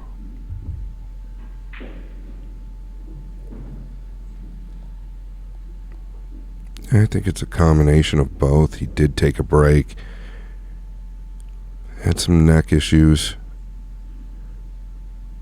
I felt at the beginning of this tournament, and I think it still is the case. I mean, he's in the Final Four. I felt in the beginning of this tournament he was very hungry, and I still feel that way. But you do wonder how much not playing competitively in the last month and a half, maybe even 2 months, affects him under the extreme pressure. I don't know if it's fatigue, but a few mishits there, and you know how that can boil over. Yeah, for sure. I mean, this guy right here, though, can solve a lot of problems. That break shot's the 2 going to hang again? All right, it got just past the side, but that's okay. But, yeah, I mean, if you're going to, coming off an injury, you know, a guy that works hard away from the table when he's preparing for a tournament. But, I mean, if you're going to pick out a tournament to come back to, of course, this is an awesome tournament, but you talk about something that's going to wear you out if you're FEDOR GORST, the number 1 player in the world, and a guy that doesn't ignore any fans, it seems like. So, you know, he's giving it his all probably this week to get this far. So don't you think, Scott? Yeah, absolutely, and that's actually my point. To me, like you can read subtle things in any player. To me, it looked like he was trying extra hard the very first match, and he had a decent draw the first match, right? But he didn't take anything for granted. I've seen that from him from day one. But in slight contrast to his opponent, who just won Yale Billiards, also was in the European Open, and played the PLP. So he has really been putting in the time competitively, and it's showing. And I'm talking about EKLENT KACI there. Yeah, he's got to get on the 4 decent. The 5's a little odd. So that's got to go a little bit. This could get a little hairy with not much angle to move the ball, but on the wrong side. Just looks like the timing's off a hair on a couple shots, don't you think, for Federer? Yeah, and I didn't see it really until like, the midpoint here. Probably about a rack and a half, 2 racks ago, I think we saw something. Well, when he missed the 6 to the top left, maybe that set him off a little bit. Listen, we're human. Might have touched on his confidence just a tick, and then things start to go sideways. Yeah, is he trying to go to the right of the 6, 2 rails down tight? Whew. This angle looks pretty rough for that. If the 6 wasn't there, you could certainly kind of make it ricochet, kind of stun off the 4 a little and wrap the corner. But well, he's doing it, Jay. yeah, he's got to kind of smooth it a little bit, be honest. Yeah, like that. Let it kind of work rather than lose the line on the cue ball. Still going to fall a little 50-ish. But okay. It's still great to get there, right? Yeah, he's off the rail. Much different than the last rack when shooting that, I think, same 5 ball. Yeah, when he did miss that ball, I also felt like maybe he could just dig down 1 rail up instead of trying to level out and go 2 rails. Yeah, the way he's trying to use side spin and a little bit Right. of pace. Yeah, I thought initially he would elevate. Right. And just because he was close to it, It's kind of leveled out here. Yeah, it's just the way he likes to play it, I guess, and I can understand why with a tip of outside. Yeah, but he had so much more of the meat of the cue ball there than being on the rail, than the last one. You know what I'm saying? Like he could get down on the ball a He little could bit. have gone 1 rail there, no problem, though. That's what like you're it. saying, Looked right? like it, yeah, yeah. absolutely. Yeah, if you have enough angle to stun 2 rails like that at that speed, you'd certainly have enough to dig on the cue ball and draw it. But he's okay. We're certainly not questioning the way he's playing it.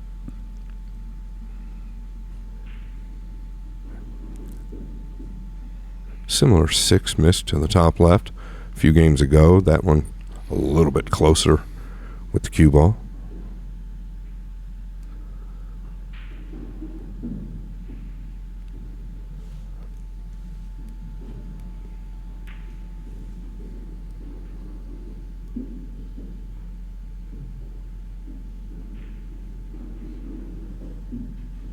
All right, doing what he really needs to do here.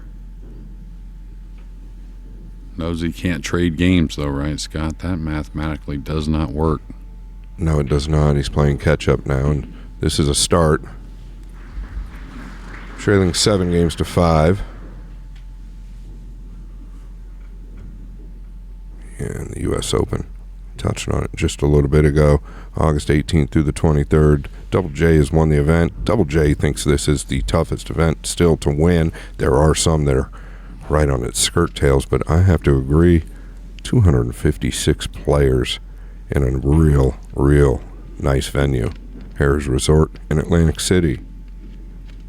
Tickets pre-sale were the 14th, general sale coming the 16th. Starts tomorrow, actually, the pre-sale. My date was off.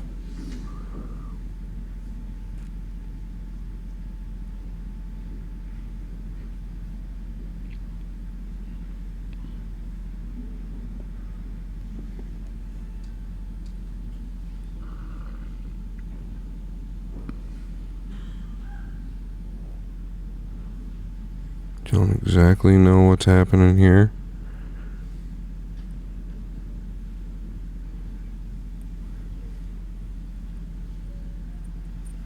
Maybe getting another rack.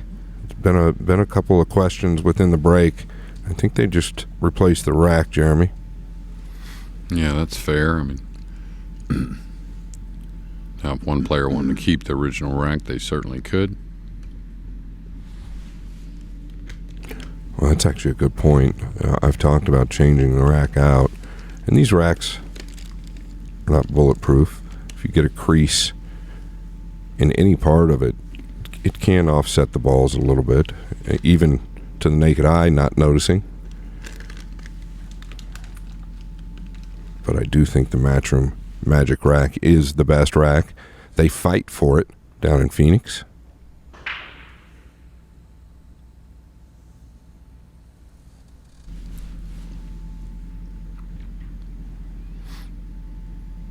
Yeah, Eklund's had his last two were dry breaks. Yeah, and very awkward finishes as well with the object balls compared to what he's known for.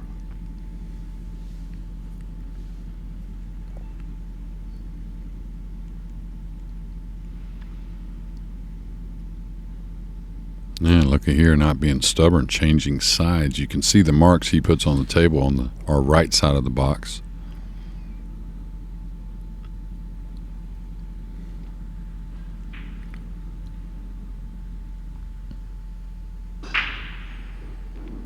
Watch out, cue ball. See that scratch quite often.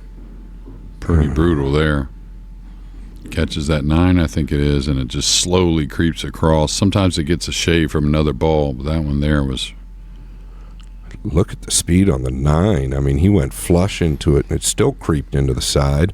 The door has been open for Gorst. Guess why? If he gets out here, he'll have the break. Yeah, I was going to really commend Eklund there. I mean, I've been in a situation where, you know, I'm up 7-5 or a scenario, whatever it is, up a few games nearing the end of the match. And even though I've had a dry break or two from my location, he's had some break and runs also. So I'd say to myself, hey, I'm winning. Why would I change? But I think it was smart to change there and understand that, hey, I had some dry breaks in 7-5. It's a lead, but it's not, you know, the match isn't over by any means. Did he get there? This is a little off, isn't it? It's a lot off. Yeah, the 5's up table. Got to get a little funny on the pink 4. Can he go into the 9 and be okay for the 4 on the side? Yeah, he'd like it to be off that much, actually, where he could float. He might be in an awkward position where he just has to skim the edge of it. He'd like to go into the 9 heavy, I think, here. He may draw this above the 4. May just go ahead and let it go.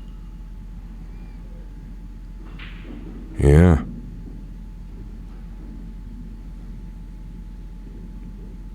Everything just finishing a little funny for him. Now is he kind of on that line where he could finish on the rail if he draws back? Yeah, certainly so. And if he toys around, watch out, not side pockets, not a problem. I think he's stunning right before coming at it. Ooh, he went across, showing us the power. Yeah, letting it loose, maybe trying to get a little more comfortable. Nothing wrong with it.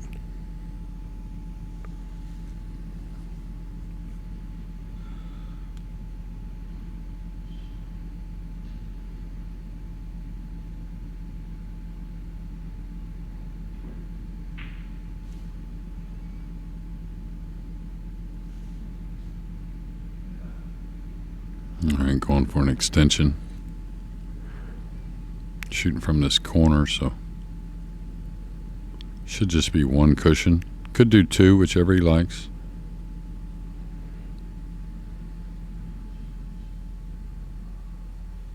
Might actually do 2. We'll see. He likes that a lot. Yeah, he does like the outside ball. He goes away from the inside ball to use it.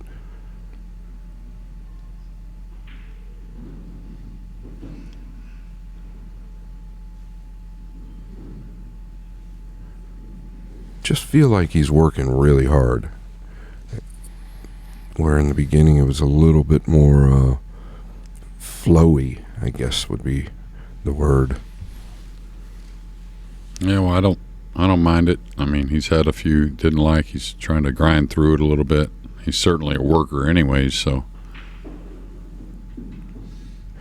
Another reason I think this format as well is very good for him.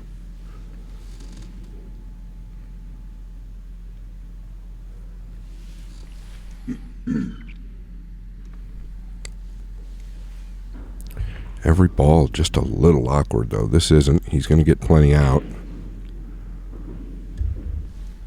Yeah, but he's had to work the ball quite a bit, right? He's had to get into it. So that's not a problem. Just saying you don't want to have to do it time and time again. Can become taxing.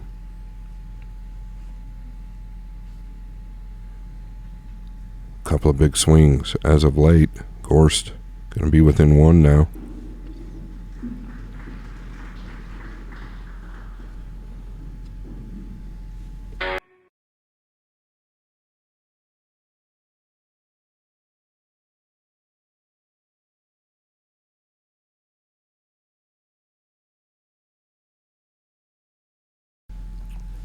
All right, it's the perfect opportunity. He knows what he's looking for. And that's a start. He's going to get that look that he wanted. You can't ask for much more. You can just come across the top of the 5 here. You don't need to try to get any closer. Yeah, everything's, excuse me, everything's pretty open. Makes this big shot here. Gets to the right side, the 3, 4 near each other. 5, 6, 7 on the bottom. As always, or not always, as often, that these players have to make the biggest shot right after the break.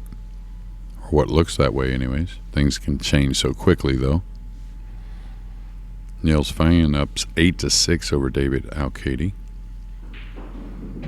Yeah, really giving this 2-ball a lot of credit. It's a key moment. He's got an opportunity, and he's kind of, this is really the game ball here in his mind. He's got an opportunity to tie the match up. It's in his hands.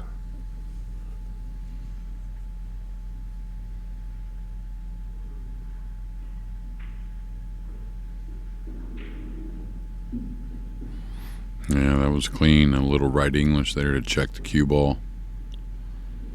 Looks like a little in between here as well. Just a hair. Can he go one rail between the 4-8? Does he have to kind of stun over? Can he play underneath easily? Well, this is one where I think he would go one rail. That's what it looks like to me anyways.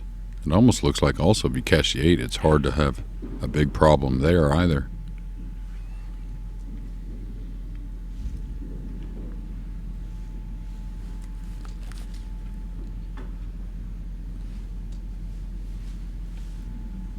Yeah, it looks like he's going 1. Got it thick. That always helps, going through the ball. Yeah, he's got to follow through. That is so sweet to watch. He'll follow through when he's soft rolling a ball at very slow speeds. And I talk to people. A lot of people don't realize how difficult that actually is. It's easy to follow through when you're using pace. But boy, when you're rolling a ball, to have the same follow through is special. Just a hair off angle here, but most likely is stun. Doesn't need a lot. Not off angle, but just not a lot of angle. But see how he had to get into the cue ball. Same here, Jeremy. Just a little off, where he's probably coming back just right of the cue ball now. Don't want to go forward. The 9 is there. Maybe a little straighter than I think, but he's definitely not in any trouble.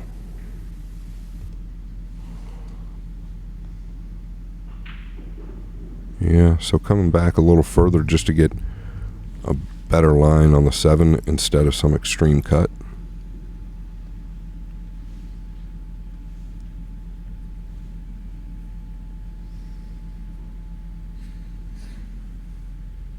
Yeah, looks like he's going to pound this a little bit also.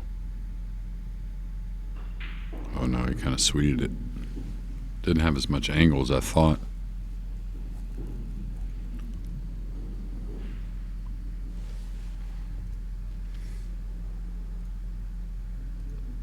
It's hard to tell with Federer because he always drops the tip with the draw, like right here. Yeah, it really is hard to tell it many times. Really all started with the dry break by Kaci.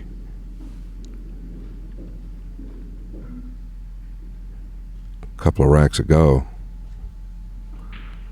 It was a scratch on the break, wasn't it? With the It kiss was off the the nine, scratch off kiss the off the nine to the nine, right side. Yeah, he did make the one.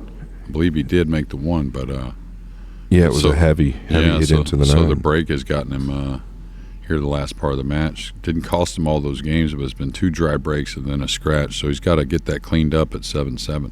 Yeah, I mean, I feel like that was a real brutal scratch. He did everything he wanted to do going heavy into the 9 like that. It was the breaks prior, to your point, Jeremy, where he was dry and switched the rack out, and it seems like everything was good until that scratch, which was wild. Yeah, I think he'll stick to that side he changed to. I mean, you got to look at that scratch and say, yeah, I'm gambling, but let's gamble again if I can make the one, and it's at 7-7, so some big turning points. Momentum shifts, you might say. It feels like Kaci's just been ahead the whole time, which he has, but even now it feels like he's still does, yeah. Well, if you discard the break, he's made less mistakes. There's no question. But neither player really making an abundance of errors.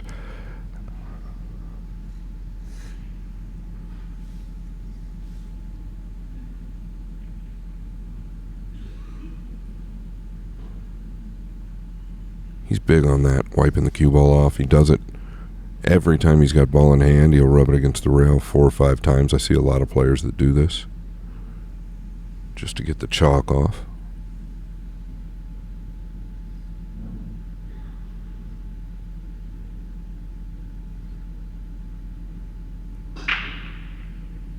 A little thick right there, I thought. Maybe I'm wrong, but it looked like it. Yeah, I don't know if we'll get another look. We will. The cue ball zigzag, but it just didn't have that sound like I'm used to from him. And the one really missed by a piece, it looked like. Yeah, I think it caught the top point, Jay. Is he looking across this low? I wonder what I would do here. Because there's definitely some options, I think, that are not all great, I don't think, with the 2 pinned away. Can he control the one crossing it and going back up the table by the 8? I don't know. Maybe with an outside, though. Can you hit it heavy and come up between the 7 and 9 and maybe use the 6-2-3? That's what I was looking at, what he was just looking at. Can he do something with the 1 and come inside English underneath the 3, maybe? Oof. Boy, that looks tough. I think that's what he's looking at, though. Some kind of cut on the 1 where it kind of floats one rail between the 4-7 and the cue ball comes underneath the 3. Yeah, but you've got maybe a back door on the blue and the green? No, I think you got to it's either. all under the 3. I think it's all under the 3, or you might sell out the 1 and the side. Seems heavy to me. I really like the cross. I don't know if the problem is maybe the 9. Is that just a huge ball in the cross? It looks like he's got to hit it kind of thick to make sure the 1 gets across without hitting the 9. He's looking at your play, I believe, with this line here. Unless he's looking. Key to this is really be able to control the speed on the 1 where it just banks one rail and sits around where it's at now. Yeah, okay. You know, the speed, I'm Sure. The speed. So. Yeah, I just feel like the cross is really laying well. Maybe I'm seeing something incorrectly. Just because the 1 is off so much, you kind of can manipulate what it's doing. I think that's maybe what he's looking at now with the finger. He does this measuring thing at times, and it's kind of hard to. It's kind of like Chinese. Could push through on the 1 and put it behind the pink. If you were close to it, you might do that. It's not bad. I don't know. Pretty sure he's crossing this. Yeah. Well, he's really Is he aiming banking low. it around 3 rails underneath the 3 like that? It's going to open up a little bit, but pretty clever idea. I never see him actually hit where he's aiming when he's using a low ball like that, but he keyed into the low ball right away there. Not going to like this, I don't believe, though. No, he shouldn't overall. Pretty big ball to get behind the 8. Now, do you just lay on the rail and surrender to the jump cue, or do you try to come up on the 8 here? Yeah, and maybe even get the 1 past the 9. I don't know if that's too steep, but if he could check it and get the 1 past the 9, that really eliminates the jump cue. I think he can get it down here decent ways with just like a straight high ball. Can you get it to the right of the 9, though? I wouldn't get too concerned with that. If I'm coming up on it, come up on it, you know. He just decided to play for the snooker. And just make sure you get the 1 past the side, right, Scott? I mean,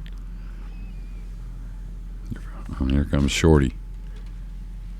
Yeah, but I agree. Like, I have no problem leaving even Federer this jump. If he makes it, he's really earned it. We've talked about him being the best jumper in the world. But these guys, he's put so much focus or notice, put them all on notice that they've all gotten really pretty equivalent, all the elites. It's fascinating how well they can jump the ball. And this is a full ball. So really got to get over it. The cue ball going to kind of kill before contact.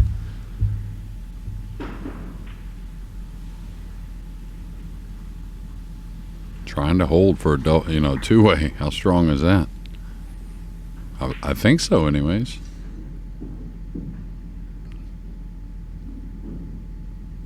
All right, he's got to come 3 rails underneath this, doesn't he?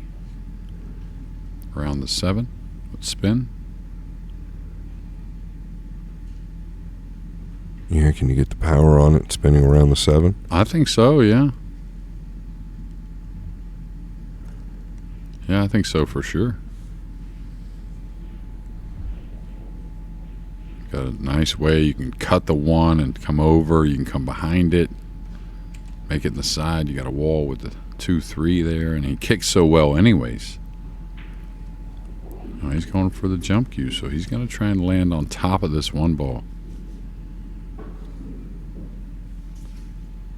You got to love the aggression, right? I mean, and the confidence to be able to do something like this here, jump this, and it's got to land on it. It's just got to, right? Yeah, definitely. I think if not, it's landing right in front of it. But I do love the aggression. I feel like that's how you win these tournaments, and you've got to take it away from the guy.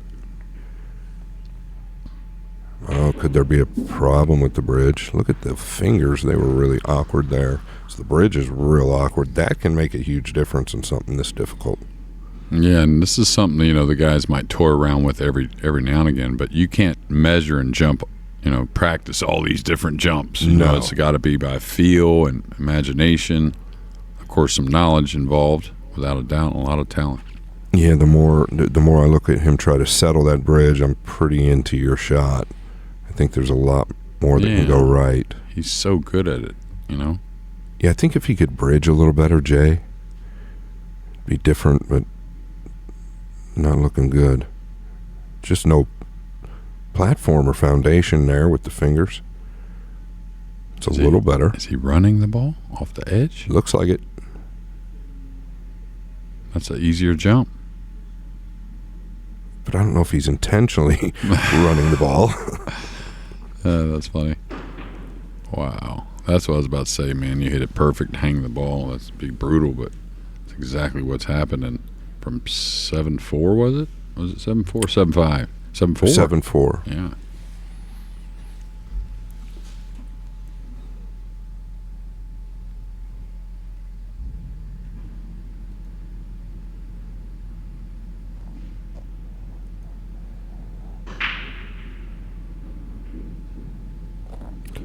He'll go to the top right with the 2.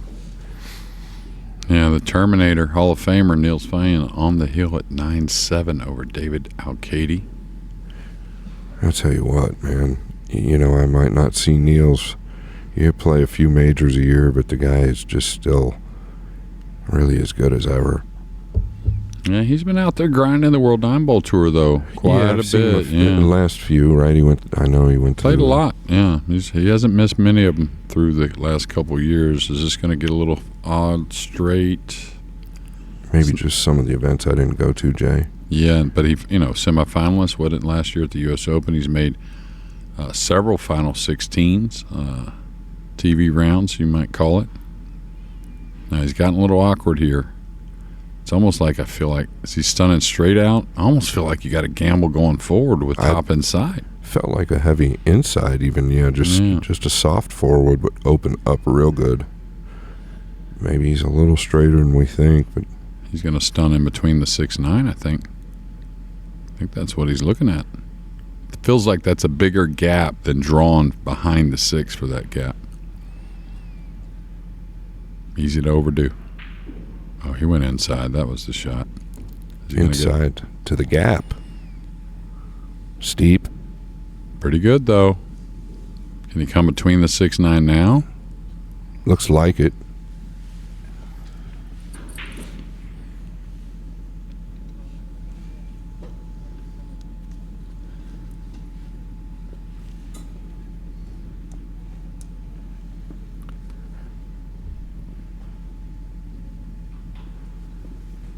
Yeah, it looks pretty natural, right, Jay? To just miss the top side of the 9? Yeah, as long as you miss the 9 and don't baby it, you know what I mean? Don't to where you settle funny on the rail. I think it's okay. Actually, isn't the worst if you catch the top side of the 9, as long as you're not crushing it. True.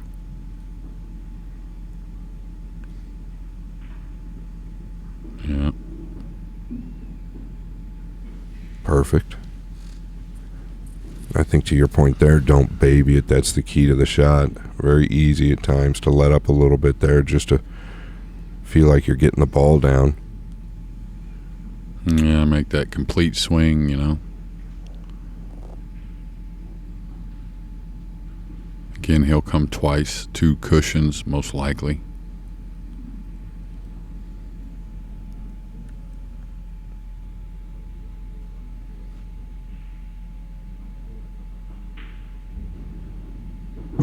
Very good flowing swing there.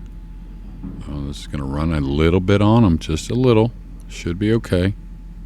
He's kind of in that work mode again, I think. So I think he's feeling a little better, Scott.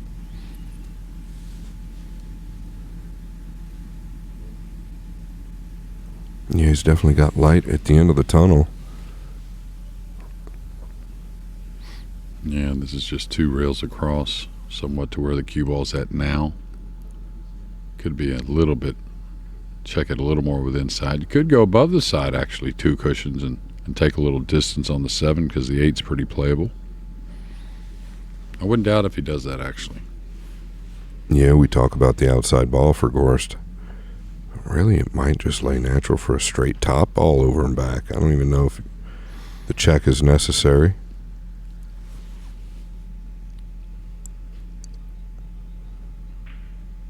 I mean, he did it.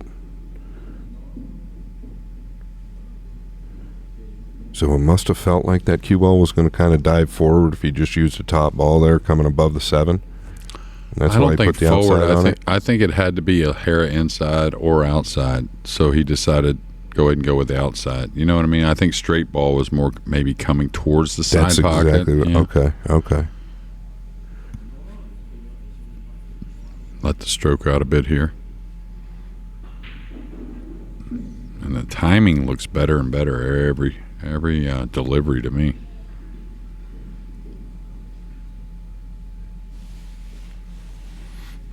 I don't know. I can't quite recall, but I feel like it might be his first lead here. Did he get the lead at 5-4? I can't quite remember.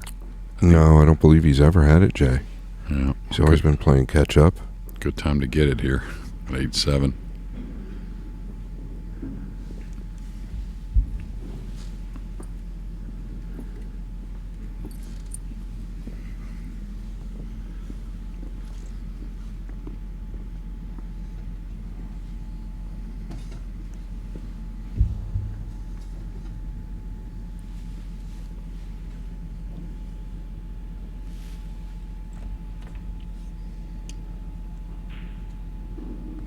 Well, solid stuff from FEDOR GORST like always.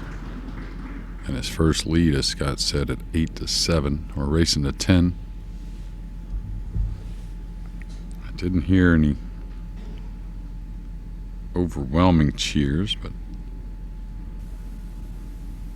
so it's still 9-7 to Fan over David Alcady. I believe, anyways. Yeah, they're fighting on the 2 ball there. Looks like David's going to get some kind of look. Pretty good one. A little bit of a messy rack. The 5, 6, 7, 9.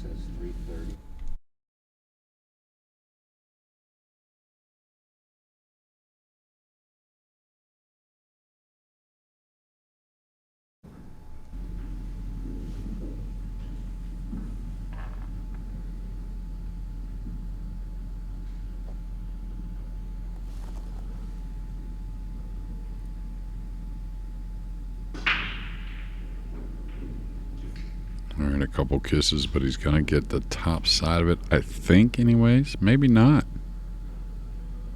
See, that was a good break, but you could see some balls getting kissed right there in the middle. And the 9 looks like a big ball, Jay. Yeah, I think you may be right. It's going to be a difficult push out, like always. It's close. I thought at first he had it, but at second glance I thought maybe not. Well, he can hit right English. There, he can get into it. Yeah, if he's looking to get there, he can put right English with not worrying about deflecting into the 9.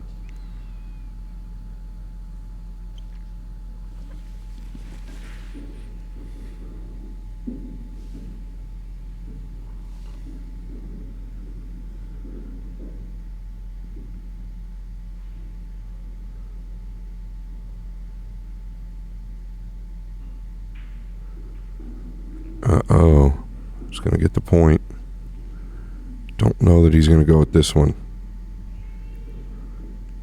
No, you got to put the 3 below all them balls and drag them up behind the 7, maybe, Scott? Bank the 3 up. What about going at it? Is it too dangerous? Or just use the 7 for sure? He's looking at the cross corner, but maybe staying out? He may be able to come straight across behind the 4 and 8. He figures to hit the bank to the pocket, right? So yeah. I think you may be right there. Just go ahead and put some speed on it. Now it's a pretty heavy hit, so he's got to hit it with a little speed to get across. Yeah. I think I like that better. Much easier to miss this low, so it is a heavier hit. That's the thought process you want.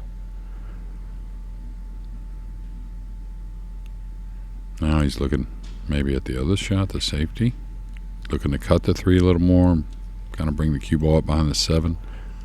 That's probably a higher percentage. I don't know that you can go wrong playing it that way up there behind the 7.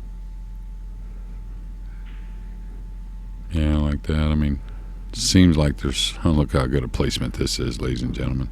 Goodness gracious. Yeah, not saying it won't get hit, but that's pretty good. Yeah, that's big trouble. Like, real big trouble. Let's see, looking at 1 cushion, how can you not go underneath? You have to come 2, right? Yeah. You have no choice here, I don't believe. Well, I mean, you could bend it or something with draw, and the chances are pretty slim. And not only that, for him, that it's not that hard of a kick to get the hit on the 3 coming from underneath, in my opinion anyways. Yeah, and I feel like you could get away with one coming underneath, like just a little softly.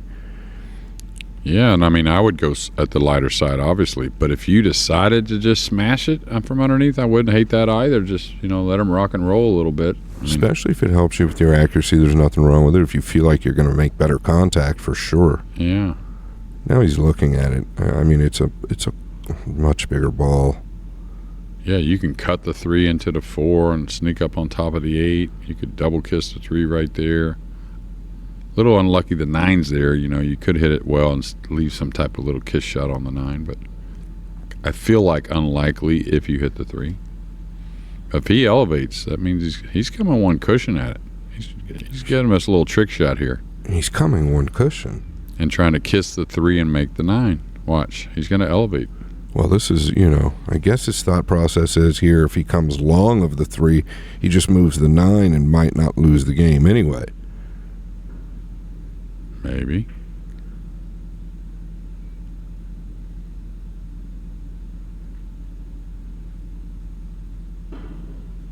Oh, wow. Take the pot. Get that one down there, Frank. How good was this hit here? Well, I mean, the people have been hearing us talk about really he might be the best player at kicking the ball, and he's showing us another one there. Well, this one was better than the 2-rail combination kick at the Worlds back in Jeddah. Yeah. That was maybe one of the best kicks I've seen in a long time there. He did not have all of the 3, I can assure you. He's got a little grin on his face right now, too, while he's racking the balls. You can see it, especially if you know him. But that's very Efren-esque. That's what I was talking about before. Today's game, I think they kick better. But, what would Efren do in certain situations? And he showed us one right there, coming with a little more than just trying to make a hit. Listen, I think that was equivalent to the difficulty of Efren, really. I mean, you did not have much of the 3 to get to. Yeah, and he had to bend it. And, of course, if you hit the 3, the 9's there. That's why he's doing it. But he still had to connect on the 9 pretty decent. Talk about a turning point, and that's why you want to see it to where there's a little bit of both players involved, because FEDOR GORST, we talk about in one pocket all the time. The same thing at NineBall. FEDOR GORST played a great shot. He just got one put back a little better on him. That's the beauty of what we're doing, right? Yeah, exactly. Yeah, I mean, I thought he was completely jailed up, and the only route was 2 rails to the backside. Now you make a shot like that, is the break going to finally open up? It's the second half of the match. It's been a little rough. Well, and he's been on the break's tail, right? The entire time once the rack was switched. I don't know. He might go back to his original breaking position, which would be his left side of the box. Yeah, I guess it was the first time he went to the other side. He had great success, but went off the 9 into the side. Yeah, that score, we'll update it. It is 8-8. Race to 2 to get into the final of this tournament. Yeah, speaking of that, this is the digital pool system, digitalpool.net/SBX. Thank you guys so much for tuning in. Still 9-7 with Niels and David.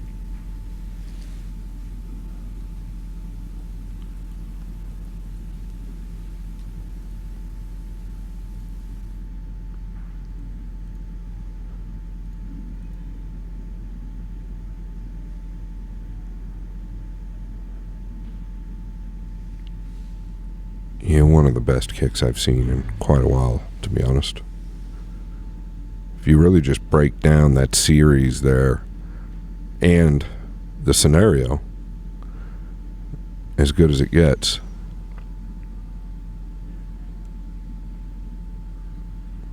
Well, you called it, Scott, a close one. Of course, we expect these guys to respond, and it's not always that way, but they've really done it here in this match, in this semifinal.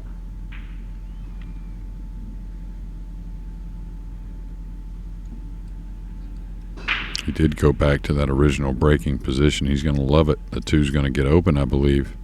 Not going to be easy with the 4-7, but... Well, he sure did go back to the original breaking position. He sure is going to love it. He's got clean cueing here. The 4-7's not that bad. The 5-8 could be the real problem. Where did that come from? I thought everything was open. Did not see it. They scrambled around. But the good thing is the 4-7, if he gets on it, that's going to offer probably some kind of angle on the 4 to do something handy on the 5. But we'll see. Still got to knock in a nice 2-ball, get on the 3 to get to that combo.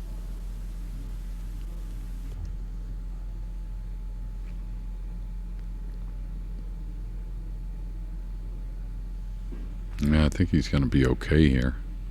I think these first 2 shots really get in position to play a combination where it's not very missable. I think you're going to be okay. Whether get underneath the 5 and play a safety later behind the 8, something like that. Just wonder if he's a little steeper than we think. You mean on this 2? Yeah. You mean like angle-wise? Yes. Yeah, but I think he can hold it somewhat. He may rip it and go the rail, but I think that's flirting with a miss and maybe an error with the cue ball.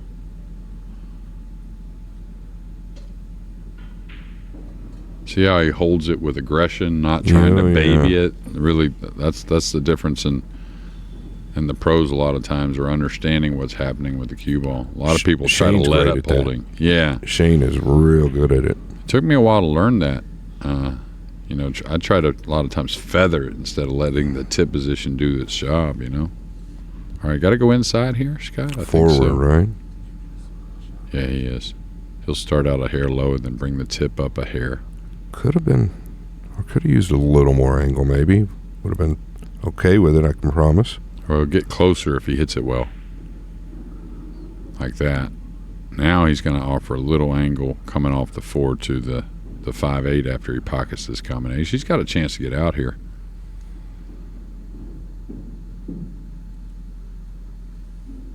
It's sitting pretty good, I think. Just got to draw your ball a little bit.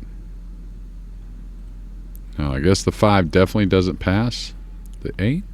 I don't believe so. Okay.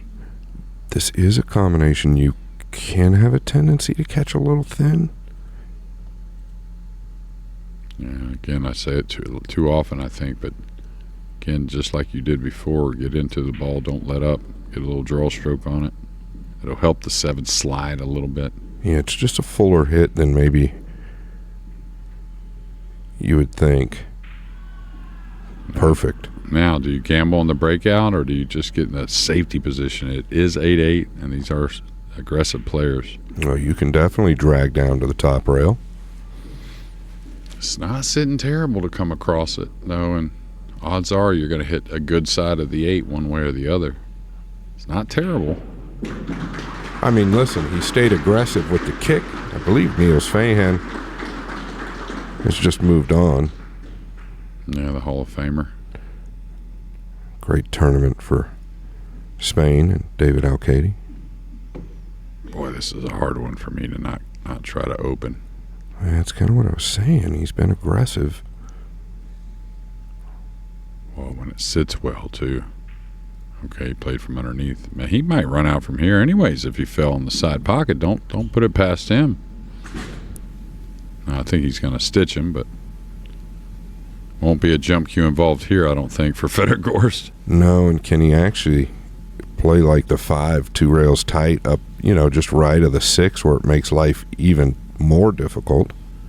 I personally just ignore that and try and get as close to the 8 as possible. Yeah, he's trying to wedge him straight up on it. Yeah, make him kick to that short rail some kind of way awkwardly, like this.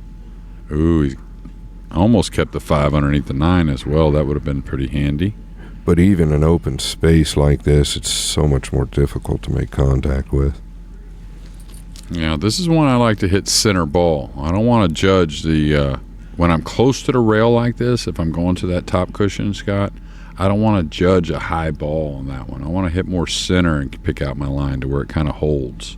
Now, if I'm a diamond or 2 up... Are you using a bit more speed with the center ball? Yeah, of course. Yeah, that way it doesn't turn over. Got it. Or not so much anyways. Now, if I'm a little further away from that top rail, I don't mind the top English because it doesn't bend on you so much because it's already kind of gained character a little bit with the space. But not easy, though. Very easy to whiff this. Yeah, so are you saying with the center ball that your cue ball's probably still sliding to the second rail as well and carrying a true line all the way, right? Yeah, absolutely. So just trying to make something happen with the hit. The speed is really automatic, right? You're going to hit it with above medium. Oh, for sure, yeah. Okay. Yeah, and not rip at it, of course, but I'm going to have enough to maybe get a little separation. Maybe I come across the top of the 5 and bank it back up as the cue ball stays on this bottom end.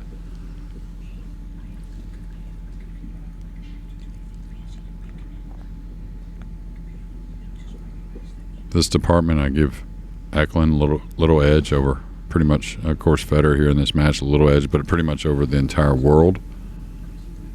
We saw that a second ago with the kick on the 3-9 kiss shot. What a shot that was. Yeah, I don't know, that might be the best shot I've seen so far in the tournament. I have not covered every match, obviously. Or we have not.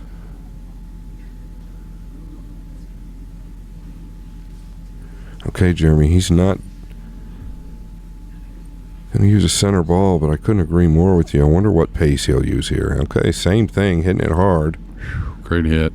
Really good, well judged also. He did give it up, I believe. Yeah, actually a little cold-blooded. He put a lot of effort into the hit there, a lot of energy, really figuring things out. Had some good things happening.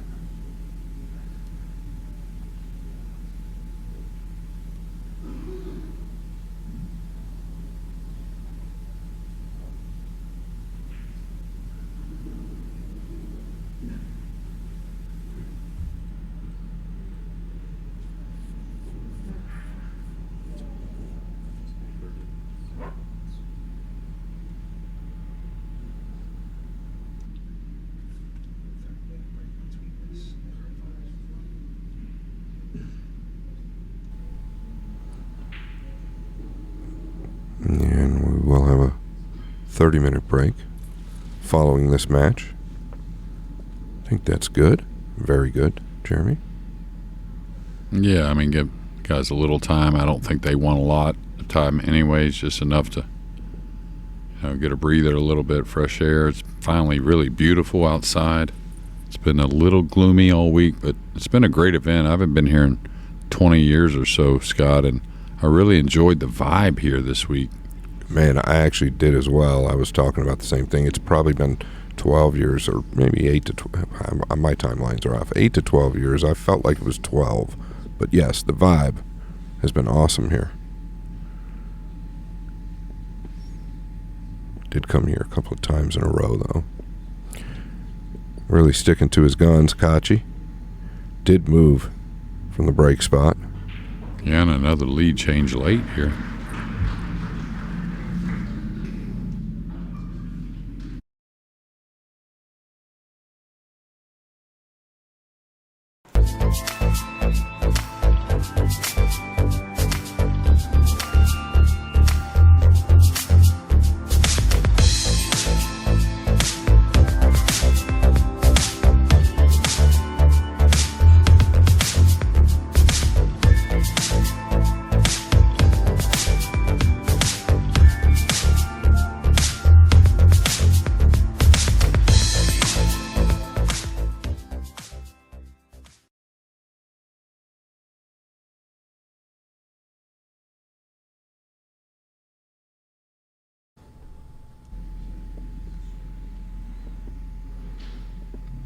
Yeah, one away from a final, and another final at that. EKLENT Kaci just winning a fairly big ranking event at Bobby Hilton's room, Yale Billiards, in Connecticut, Wallingford, Connecticut.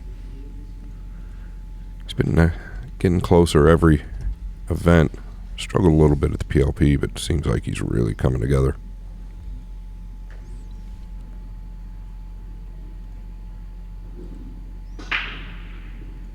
All right, the two's going to come around, but the 9-ball's a big ball. If he gets over the side, he will jump at it. I think he will anyways. Fully agree. Just because the push out is not easy. No, it'd probably only be another jump on the push out, I would think anyways. You could put him down here in the lower right corner, challenge him. Boy, hate to challenge the big guy, but can he get enough of the ball to not worry about the 7, Scott?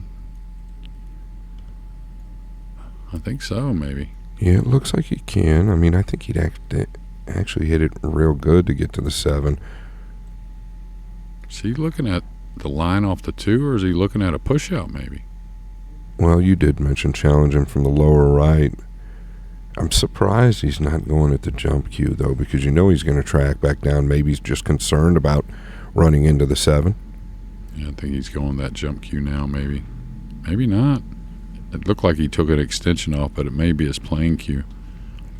Well, I know a couple of different FEDOR GORSTs, and at least one of them would jump this ball. Just must not believe he can get position is all I can feel. I mean, I really don't understand it otherwise. Love to ask him about it, but he's going to challenge now. This is where you can consider, Scott. I break on the hill. Do I want to go ahead and try and take this on and take it down? He's going to have to make the 2 and then cut the 4. But is there an option for safe that's pretty good? You might be able to run the cue ball coming off the left side of the 2. Yeah. Like you're one railing it below the 5 or between the 5 and 7. But I like what you just said there. Do you really take it into your own hands? You know you're breaking next, but just put everything into burying this ball. The pink is going to be easier, no matter how you slice it. Yeah, slices would it be on the pink. There's always the other way looking at it. Hey, he's got to make one heck of a shot at a pretty darn good one on the pink. It's the beauty of the push. Yeah, do you give it back?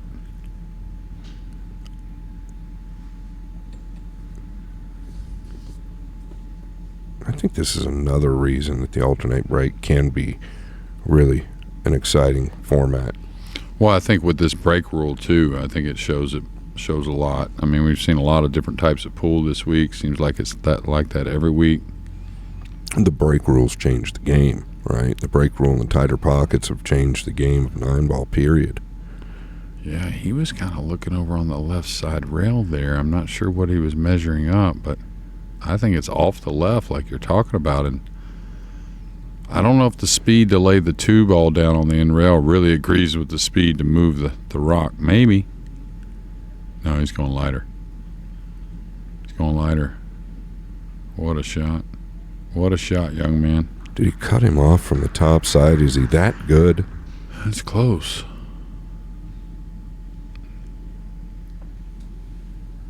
I thought at first it was the full snooker, but now it looks like there may be a little piece. Still hit it amazing to get where he did, really. Recognizing the simple play.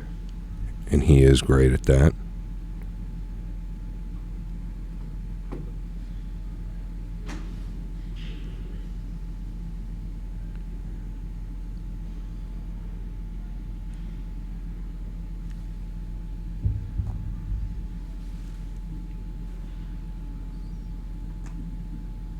Could jump it, kind of hit the left side, bank it up towards the 8 and 6, and go up to the top rail with the cue ball. Not terrible. I don't mind that at all. They're so accurate with it. He's really barely got to get over a piece of the 5 if he's aiming like this now. So it's got big potential. I don't mind that shot at all, actually. Unless he thinks he can feather this 2 enough to where he can hide the cue ball. Boy, it still seems a little edgy. Yeah, it looks like to me if he's got to play that shot, he's just got to play all cue ball behind something because it's hard to control the 2, I think, anywhere. Right. Isn't it so thin? Can't really comfortably swerve it, it doesn't appear. Maybe he can. He's a little elevated.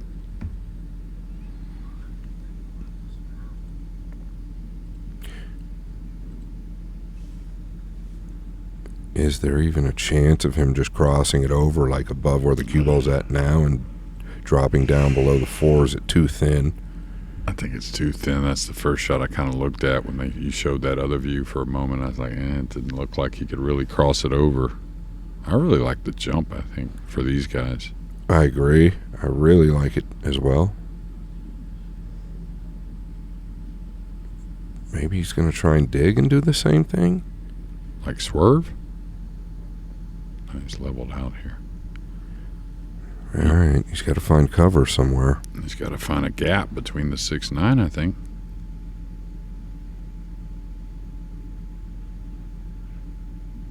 Yeah, it's so easy to run into that ball right there. Yeah, always going to be tough because you can't get movement on the 2. No, he's gotten him where he's got to make one heck of a shot to get position and pocket the 2. Whether that be going forward or drawing back short side. You'd like to go forward from distance if you can, but it's not easy.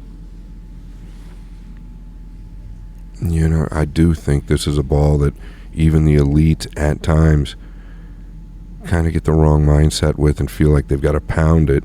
Fedor, not really that guy, though. Fedor gets through the ball, meaning a follow-through so well on the low cue ball that he can reduce the speed and get more out of the cue ball.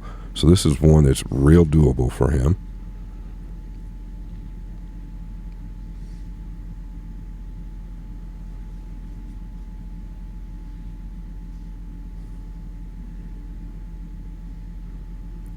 mean, he's going forward here. I think he's going to trick us, JJ. Stun?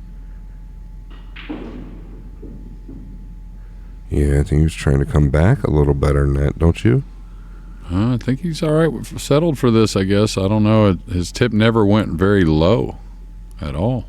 Seems like he is okay with it. Yeah, he's going to let this run some 1, 2, 3 in between the 7, 5, up for the 5 in the upper right. That's where he's going to look. See right there. Yeah, and that way he can stay aggressive. Man, when the nerves are high. Sorry, Scott. Go ahead. I want to hear it. I was just going to say, so easy to overcut this ball when the nerves are high.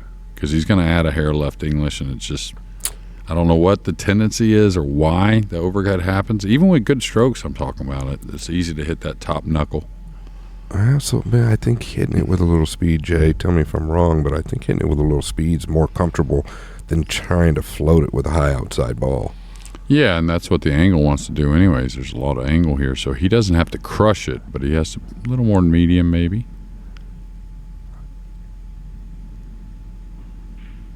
Oh, he hit it sweet. It's got to go a hair, just a little.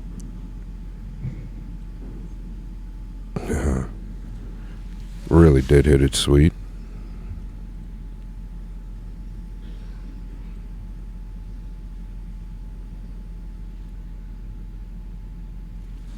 What he's looking at there is his 3-rail angle, I think, between the 6-8. Is he playing this in the side? I think he's got to come just He's got to go the corner. right of the middle with the cue ball. Yeah, he's going to go 3 rails between the 6-8, I believe. Yeah, the Behind nine. Yeah, The 9 could be big. Yeah. Wonder if he can hit it with the top right. No, he's got to kind of draw off it a little bit. Now, the 9 could be huge here. You're right. This is it almost lays where you want to almost level out and shoot it, but he's going to hit downward a little bit. Yeah, the closer you get to the right side pocket, just beneath it, the better I think this is. Yeah. Here's the 9, just by it. As good as you could do. Just by the 8 as well, and you could hear the applause now set up for giving what all of us want, another hill match between these two greats. Yeah, so a series of great shots. The long ball, then the cut on the pink with a little bit of pace, and now this ball. A lot of cue ball movement. It was necessary, but recovered real well here with this. This is where I feel like the fundamentals for Gorst really tend to shine, whereas some players in the last 3 situations he's had in this rack might falter.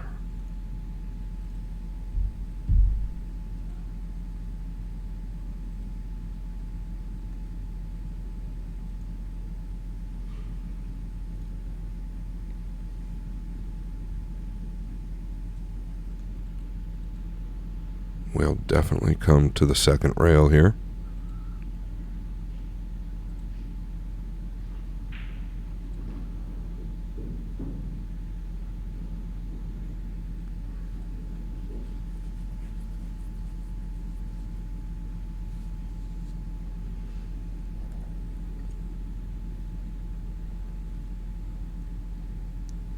I don't think we'd have it any other way. Yeah, probably just holds his ball here. It could go over. It's up to him, really. I think just hold, though. Oh, maybe not. Pretty hard to miss it, just smoothing it in. Yeah. Give yourself a little more room for error with the pocket. Well, it's game on for Gorst. We got action. Hill, 9 apiece. And it's been back and forth. The biggest lead by Kaci, 7 games to 4. Just remind everybody that as soon as this match right here is over, we're going to have a 30-minute break and then we'll play the final. Right here on the same table.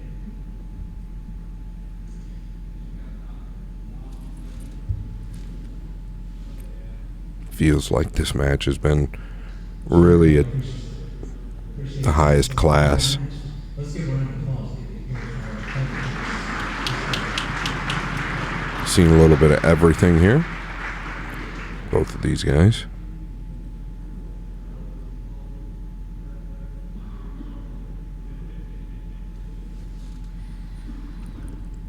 Real quick, the payouts, 6K difference between first and second, 15,000, 9,000, 7,000. This match here will guarantee you second place.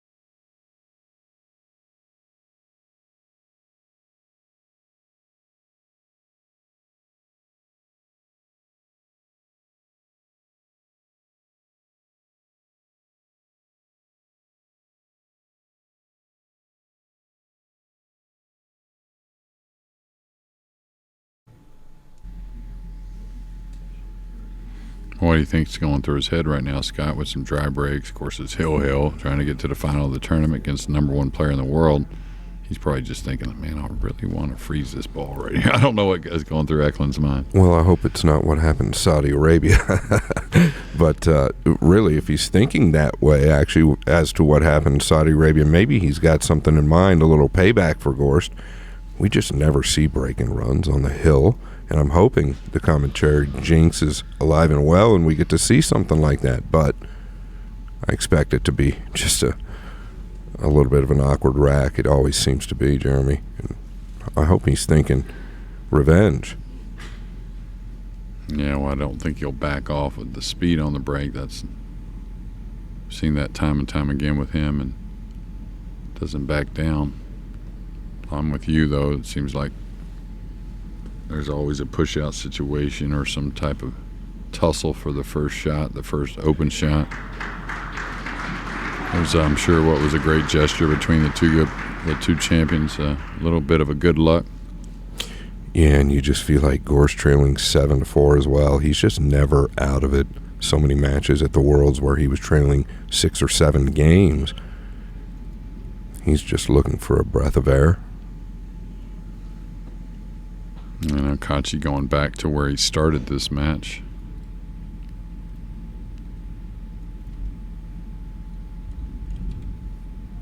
There's that straight stroke we're used to seeing. Gonna get through that cue ball.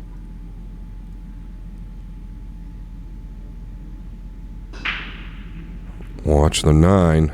Oh, it had movement. Big movement to the lower right. The 2. I think it's there. Oh, yeah, it's makeable. And pretty natural to the 3, I believe, Jay. Yeah, absolutely. He's got to kind of spin it a little bit. Now, you don't want to come near the 9 or the 8 or any of that. He's got to get decent on the 3 to get comfortable on the 4, but it's definitely in front of him, Freeze. Yeah, maybe a little thinner than I think, but I feel like a steep outside ball can run you past the 8 or in front of it. You're probably going to have it struck a little easier, though. Hard for us to tell from here.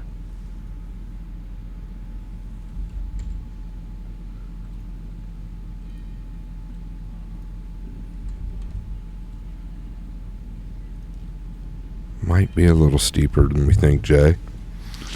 Yeah, I mean, and, he has all the shots, but, certain types of strokes offer a little more of that spin to open up, and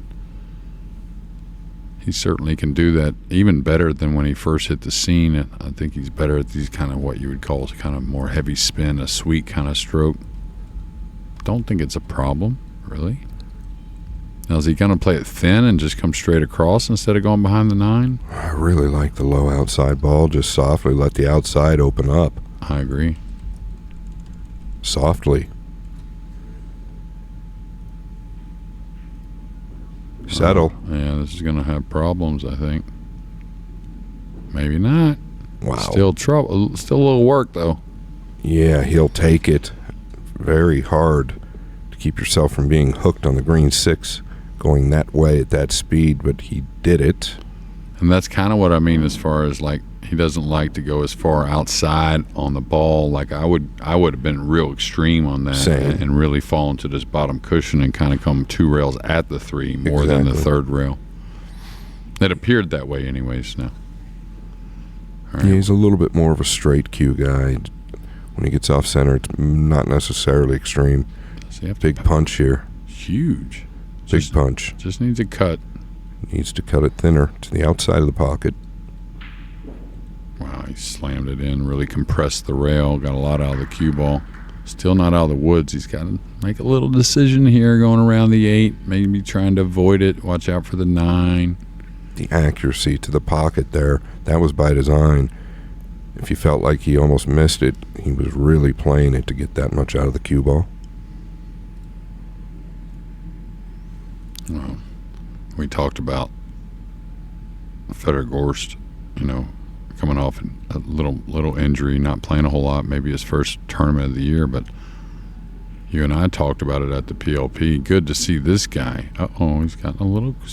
No, he's okay, I think, but good to see this guy playing, some more tournaments like he has coming off the PLP. No one would have blamed him, but that shows you what he's trying to do with his pool game, right? After European Open, PLP, and he comes right over to play 2 more events. 100%. It's really enjoyable to have him around, watching him play. It gives us all an extra special treat, but not only that, he's ushering his brother around as well, who you and I both felt like he could easily win this tournament as well. He's on the verge. Well, yeah, I think you brought it up right there that I was thinking that, I think he's got that in mind also, his brother. Right. Like this is good for his brother to come over and spend a little more time playing different events. Now, he's gotten a little awkward here. Easy to come across and land on the rail. So a little thought of that 4 to 5 inch bounce. Yeah, and the reason it's easy to come across and land on that rail is because if you draw full, sometimes you're kind of going towards the top right corner. Yeah, and it's just when you're stretched, you just, easy to miss the speed on the swing a little bit. And, accuracy's at a premium. It should be anyways. But he's a tall man, so. Yeah, he's way away from the 7 here, so shouldn't be an issue. But this is one you can get into a little too much. A little adjustment there with the bridge. Perfect. Yeah, he's going to be absolutely perfect. He's right. Now just straight down, Scott, I believe. Looks you already like go it. left side of the 8. You can play short side here. Yeah, he's so good with the high ball. He can go either way, but I would assume he's coming just inside the 9. That's what I like. Just that's what it wants to do, I think. Just maybe a hair of English, maybe not. I mean, so far, 3 balls away, he's really held course the entire match.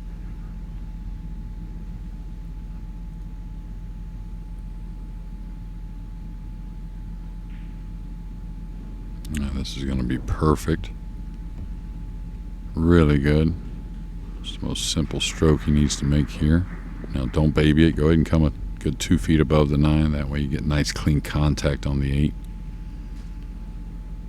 So he started this match with a break and run. Looks like he's going to finish it with a break and run, Scott. Yeah, and I mean, I think I just commentator jinxed there, right? We were talking about it beforehand. You rarely see it. Credit to Gorst. It's hard to have a loser in a match like this with this class of play.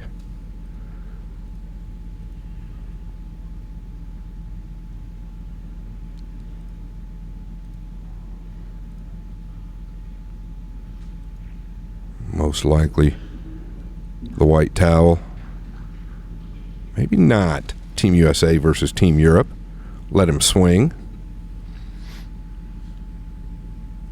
And Gorst is a professional, right? I don't think he ever really gives anything up on the stream. I've never actually seen it on TV. I'd have to think about it, but just thinking about these matches for both these players, of course, a huge event here with a class field, but looking forward for 2025 and like to see a lot more of this as we move forward. I think we will. All right, guys. Congratulations to Kaci. FEDOR GORST, what a great tournament. You were my pick, but you had a great tournament. We'll be back in 30 minutes.